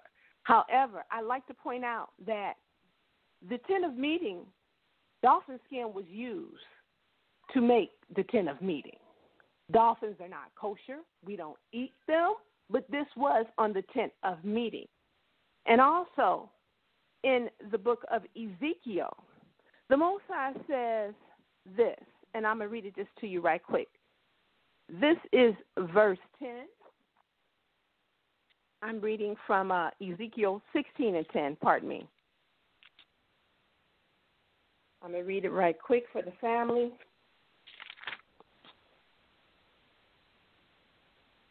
And it reads on this wise. He says, this is the Most High speaking. You with embroidered garments and gave you sandals of dolphin skin to wear, and wound fine linen about your head, and dressed you in silks. Okay, so it is not true that we did not wear silk. It is not true that we did not wear fur. And it was not necessarily from an animal that was unclean in the sense that we could not eat that animal, but we could use their skins or whatever for other purposes, such as clothing. Okay, we do have wintertime in Yisrael, so you need to be warm in the winter. So I just wanted to put that out there because it's not true. And you can go back and check on what was the material used in building the tent of meeting. That's my only comment, just to give a little more clarity and food for thought. Yakai, may He bless and keep you all. Love you. Hey, can I step in real quick? This is Shan-T. Go ahead. Emunah? Okay, real quick, real brief. I looked that up. I forget what the sister's name was. I just looked that up. In the Hebrew, and she do got a valid point. Thank you for bringing that out, sis. I'm gonna go back and do some thorough research on that. I just wanted to thank you for bringing that out. I'm done. For that as well, since Gaverta Zalia. That was the voice of Gaverta Zalia. This is again, this is something to continue to take a look at. This is something to continue to research. There are some things that I remember studying that many, many years ago, and everyone raised that question about the badger skin and what was the badger and whether the badger was unclean, and that was a whole another story. Again, and that's what we hope to accomplish with this conversation, is to take a look at some of the things that, and then one would say then you would have to go through each animal to see whether or not it was represented or whether or not Israel wore it, and is this something that we were supposed to do. So I want to thank Gaverta Zalia for bringing it out. I want to thank Imam Marcia for bringing it out as well. They're both very valid points, and it definitely takes more research just to make sure that we're on the right side of the Creator. Oh, we got two calls. See, I just got it popping. Oh, anytime I say, okay, I'm going to wind down now. Now it's on and popping. All right, Brother Sal, the mic is yours. All right. Let's go to the phone lines. Let's go to 443-815. Live in air.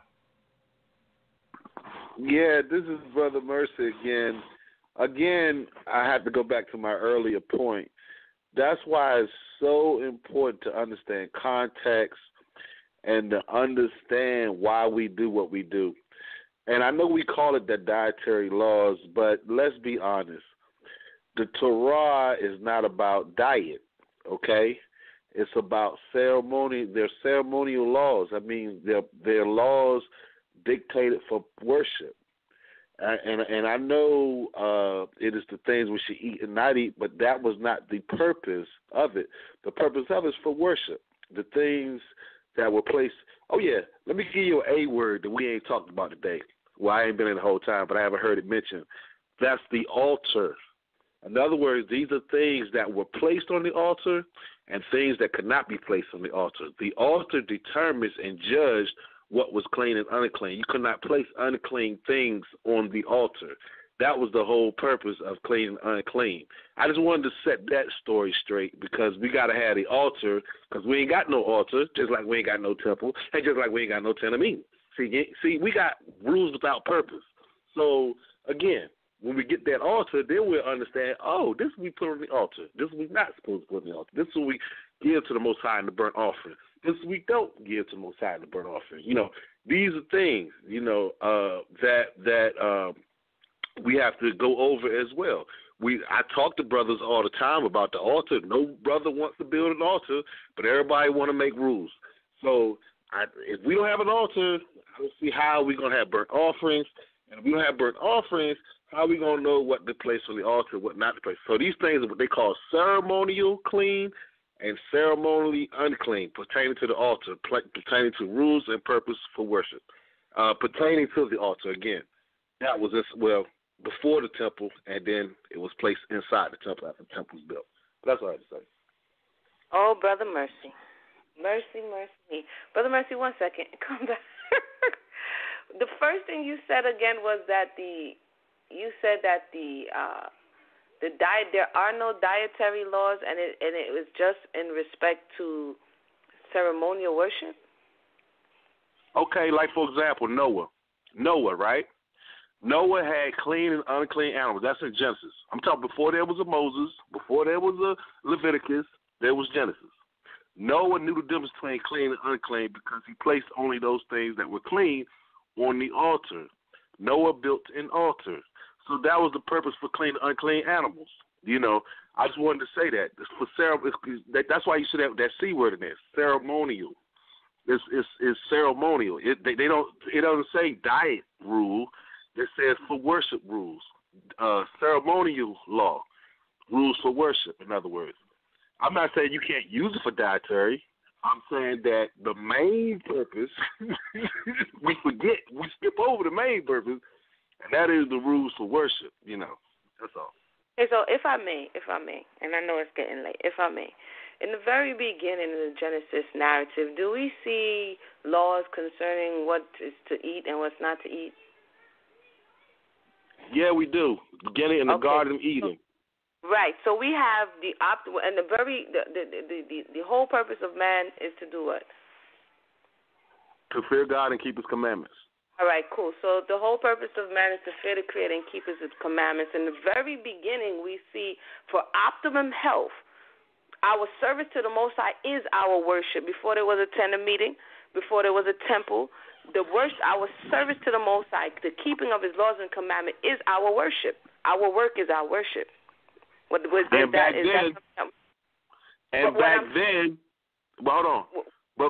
then, the fruit was unclean, not the meat. No, but here's what I'm saying, and some of the way in which we approach it, and I'm gonna get Sister Mayanah's the closing words. Some of the ways in which we approach the text is to show that, and I'm not saying you personally, Brother Mercy, is to show that we're not really grasping for what we're really supposed to be doing in order for us to optimally operate. In order for us to be healthy, in order for us to represent and to have a space where the Most High can dwell within us, we have to take care of our vessel, right? And so to say that the dietary laws is only so that you can be clean is so that you can be healthy, so that you're not sick, so that you're not oozing, so that you can operate optimally. In your everyday life, 6 days shall you labor. How can you labor if you're sickly? And this is why we see in the countries that we live in the Western Hemisphere, namely, people are sickly. And it's not just because they want to go at one time to their places of worship. It's because they don't understand the principle of what we were given. And so as we return, it's not enough to skim over everything or just to barely make it. It's to really understand what the Creator has given us, and to show that we understand it in the way we choose to live our lives on a daily basis. If you could understand what I'm saying to you, Brother Mercy. And I just said that because you brought that out, and I'm like, but it's there from the very beginning. It's only after that things get governed as humanity continues to say, well, I want this when I want that. Well, the Creator's like, all right, cool. Well, I'm going to tell you how to eat that, but it's not the best thing for you. You know what I'm saying? Yeah, you can have it, but it's not the best thing for you. And so I just wanted to bring that out only because as we return, we have to return on some levels that's going to show that we not only can return, but that we can continue to stay. We want viability in what it is that we're doing as a nation, hopefully, because our forefathers, every time we kept missing the mark. But I'm gonna give it to Sister Mayanah to hear her closing thoughts. Thank you, Brother Mercy, for that. Maybe that's another conversation for another day. But if we're really grasping what it is that we've been given and the places in which we fall short over time. But I'm gonna go ahead and give it to Sister Mayanah to hear her closing thoughts. Shalom. Okay, well, there were so many interesting things that were said during the time that I was listening. I think I'll work backwards. Brother Mercy made a noteworthy submission with regards to the altar and eating. He said that even before Moses, there was the altar and this idea of ceremonial sacrifice and the like. And then he brought Noah into question. But there are antediluvian instructions that have to do with eating. Before there was any need for an altar, there were instructions on what you can and cannot eat. Partake of this tree, don't partake of that tree. These fruits were given for meat. This idea of eating and the instructions around what is suitable and not suitable for consumption begins in Genesis. It's Genesis 2. So that's before. This is antediluvian. This is before the flood. This is before the altar. That's before all of these other things. This idea of sustaining life, because the altar has to do with reconciling. But there was the idea of sustaining. Earlier in the conversation, Emunah spoke to prevention versus cure. Prevention would be consuming the right things. Cure would be the altar. when you haven't done what you are supposed to do. And I think that that's one of the things that might be missing from the conversation, and I submit that for the consideration of the caller and the listening audience.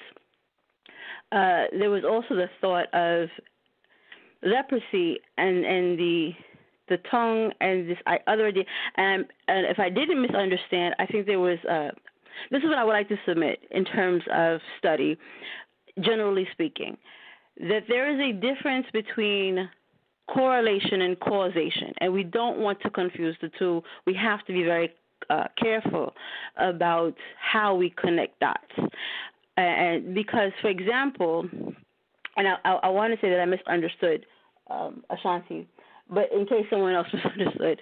For example, with Moshe, when the Most High wanted to let Moshe have a physical mark to know that he was being dealt with and he was in the presence of the Creator, he gave him leprosy. It was leprosy. He became. It was leprosy. Why there was the whiteness of the hand. It was a physical mark to let them a very visible mark, so that Moshe knew that the Most High was dealing with him. And so we see his sister gets the same mark. So it wasn't, Moshe hadn't slipped in his tongue. He hadn't done any of these any evil communication, but this was the mark that the Most High put on him to show him something. So we do not want to associate necessarily leprosy with an evil conversation, even though we see it happening with Miriam. There is, again, this idea of correlation, which means two things happen at the same time, and causation, one thing happens because of the other.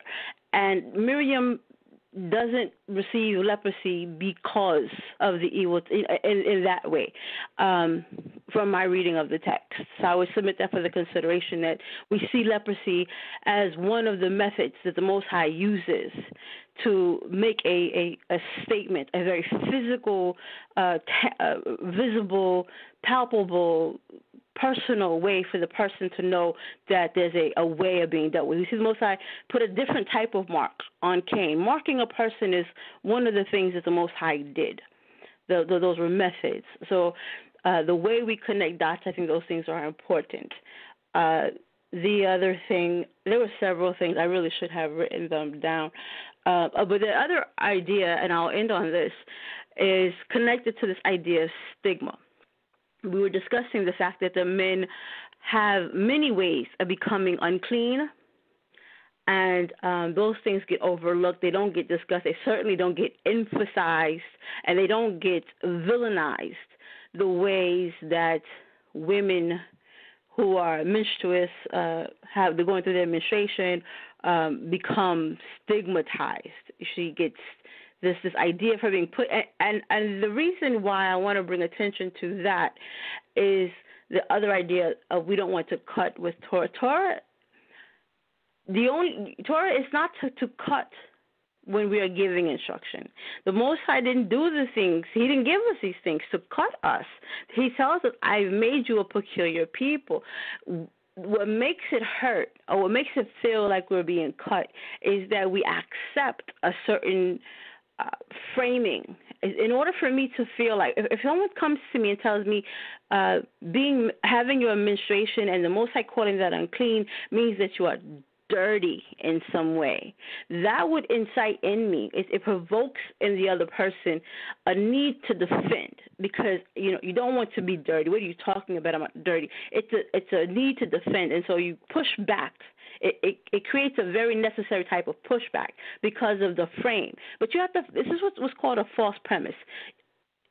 If you accept the false premise, then you'll fight against it. But if you understand that it's a false premise to begin with, you don't mount a defense. You simply dismiss the false premise and you introduce proper information. There is no sense of dirtiness associated with this female time of separation. It's not dirty to begin with. So you don't have to make any types of defenses or try to explain away dirtiness. Dirtiness is a false premise. Just dismiss the premise. It is a time of separation for the woman for a lot of very practical reasons, and Emunah gave you several. That there is the shedding of the lining, the missed opportunity for life. It's a time of physical mourning. There's a missed opportunity of life.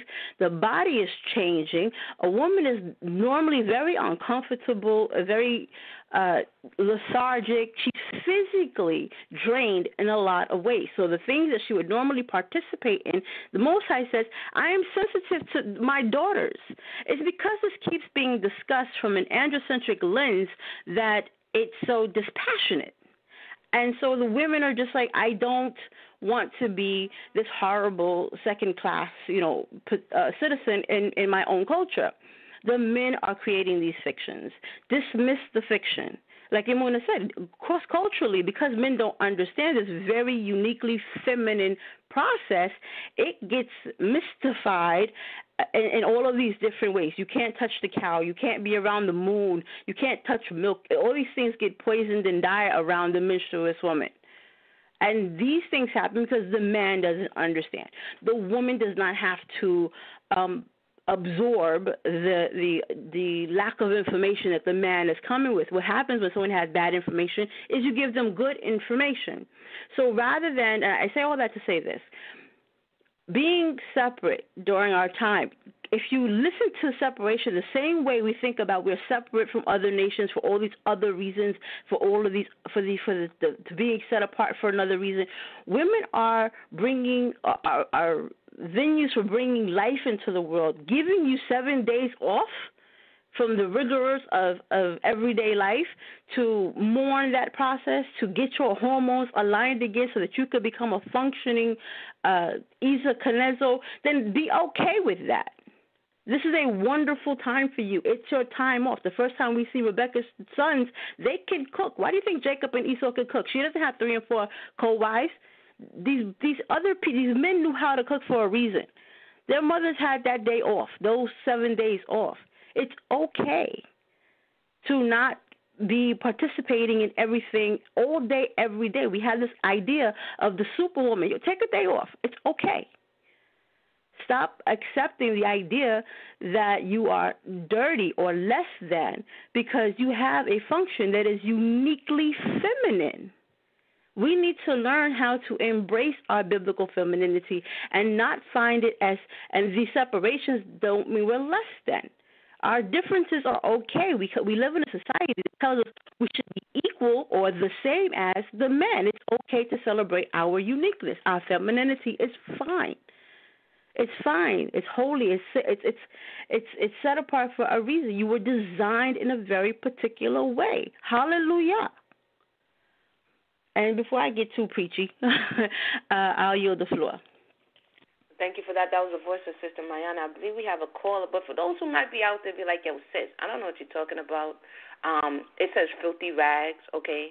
So I don't know what you're talking about, saying it's not dirty because it says filthy rags in the book of Isaiah. Not dirty. Go ahead.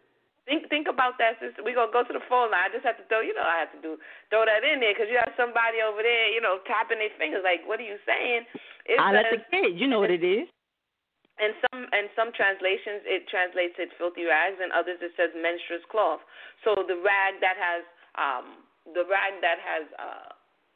absorbed the menses or the blood and pieces of the womb as it's purging, it's that what has come out is classified as filthy. Okay, and so we might touch on that. Sal told me we got a little bit of time. Somebody might be thinking that. I'm gonna go to the caller, and then we're gonna see. Brother Sal, the mic is yours. All right, let's go to the phone lines. Let's go to 410-488. You're live on air. Shalom, Ms. Polka. This is our coach, Marcia, again. I just wanted to just give some just a couple of points for anybody that cares to just look up. We got to remember that as Yisrael, dispersed all around the world, that we are dealing with so many quote-unquote translations of these laws and statutes and judgments, depending on how your particular book, gives that translation, how they word it. But we're in so many languages and so many dichotomies all around the world, and we got to remember that we are dealing with these Babylonian tongues, these Babylonian dialects and languages. So anytime we read anything out of whatever source you have, you got to remember that and consider that source, that it's not, quote unquote, our language. So if you can, please, I behoove you to try as best you can to go back to what was as close as you can to what was given in our language, in our tongue. And just concerning that, quote unquote,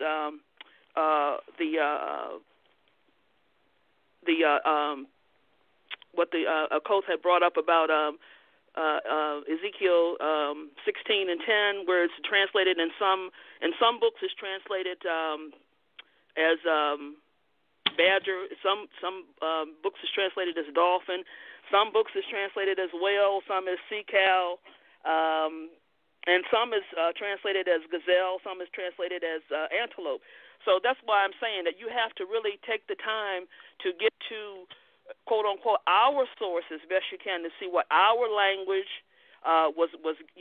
is trying to portray to us, to show us about something, and how to separate ourselves and how to rightly divide something, because these translations from Babylon, they ain't trying to give us enlightenment. And I had went into a study on that years ago, and I'm gonna tell you something. What I found out, and anybody can Google this, is a man. It was a European naturalist, and that's somebody. A naturalist is somebody that studies botany and zoology, and the name of the man was Edward Ruppel, and that's EDUARDRUPPEL, and it's sometime in the 19th century that he made popular that particular translation of, quote unquote, Exodus 35 and 7, where it's saying ram skins dyed red and badger skins and shittim wood, and that's in the King James language, that he actually popularized that quote-unquote translation as badger skin, the interpretation of that particular word. And the word that is actually what is coming from, the quote-unquote Ivri or the Hebrew, is in the Strong's Concordance. The Strong's Concordance number in the Hebrew Chaldean is 8476. Again, that is 8476. The Kosh, and that's Teth, Ches, Shin, 8476. And just take the time to check it out. And the article that this man wrote, this European quote unquote naturalist, someone who studies botany and zoology, made popular in the 19th century. You can just type in Exodus 35:7 / badger skin, and you will see the whole write-up concerning what he popularized, that quote-unquote particular text as badger skin, and also his comrades, those people that were in line with that type of thinking, that quote-unquote a badger skin or a sea cow skin or a dolphin skin or a whale skin would be apropos. So I'm just, behooving you, my people, to just take time and consider the source, and remember that we are not reading a lot of times what was given to us in the original context. So we got to get back as best we can to our language, to our culture, to the idioms and to the traditions and the anything that has to do with what was given to us from the beginning. Hallelujah. Oh, thank you for that. Thank you for that. Thank you for calling in and sharing your thoughts again. Again, it's research, y'all. It's research. It's research. I'm going to see if Sister Mayanah want to chime in shortly, and then we're going to go ahead and wind down, and we already heard everyone's closing thoughts. If you're on the line and you have something to say, press 1, and if not, we're going to go ahead and wind down. Sister Mayanah, what say you about those filthy rags, sis? I don't know. You was all like it's not unclean, but, what's up with the filthy rags? The person isn't unclean, but clothing can become unclean. Clothing can become soiled, and those things. The term "filthy rag," I believe that Isaiah is saying that we have become like filthy rags, and that was a thing. But to say that we as women are filthy because of this process, that is a stigma that negatively affects the way that women perceive their place in the culture, and it has caused women to become very timid in spaces where they should be bolder and exposed and experience some type of agency. They don't study the way they should. They don't question the way they should. They don't feel confident in the culture, and we find that because women feel disempowered through all of this false rhetoric and because of all of these fictions, and that they go to the wayside. And so for me, it's more important that the woman has an accurate sense of what it means to go through the period of separation because they have become mothers, to have a period of separation because they have the singular function that allows them to become mothers. These are not negative, and because they are often discussed through an androfocal lens, that those truths get lost. And it's not because the men are necessarily negative, but because the men simply do not know. And so when you don't know something, you make it up or you talk about it and the way that you have experienced it. And we find that men very often talk to us based on how they experience us. We don't, and I talk about it all the time, the women have 8 stages, and very often we don't talk about them as daughters. We don't talk about them, men don't talk about the women as daughters or sisters or women. Women are understood by the men as wives and the mothers of their children, because men understand us in the way that they experience us. And for them, this period of separation is no booty for me.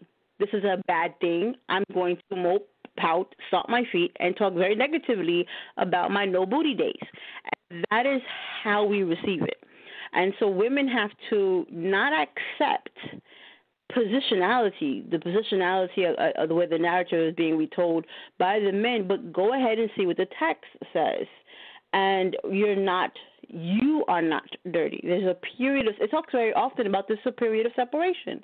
And there's an uncleanness for certain reasons, but you are not unclean. The process is not, it's a necessary time of separation. And so I think that it's just, perspective is everything.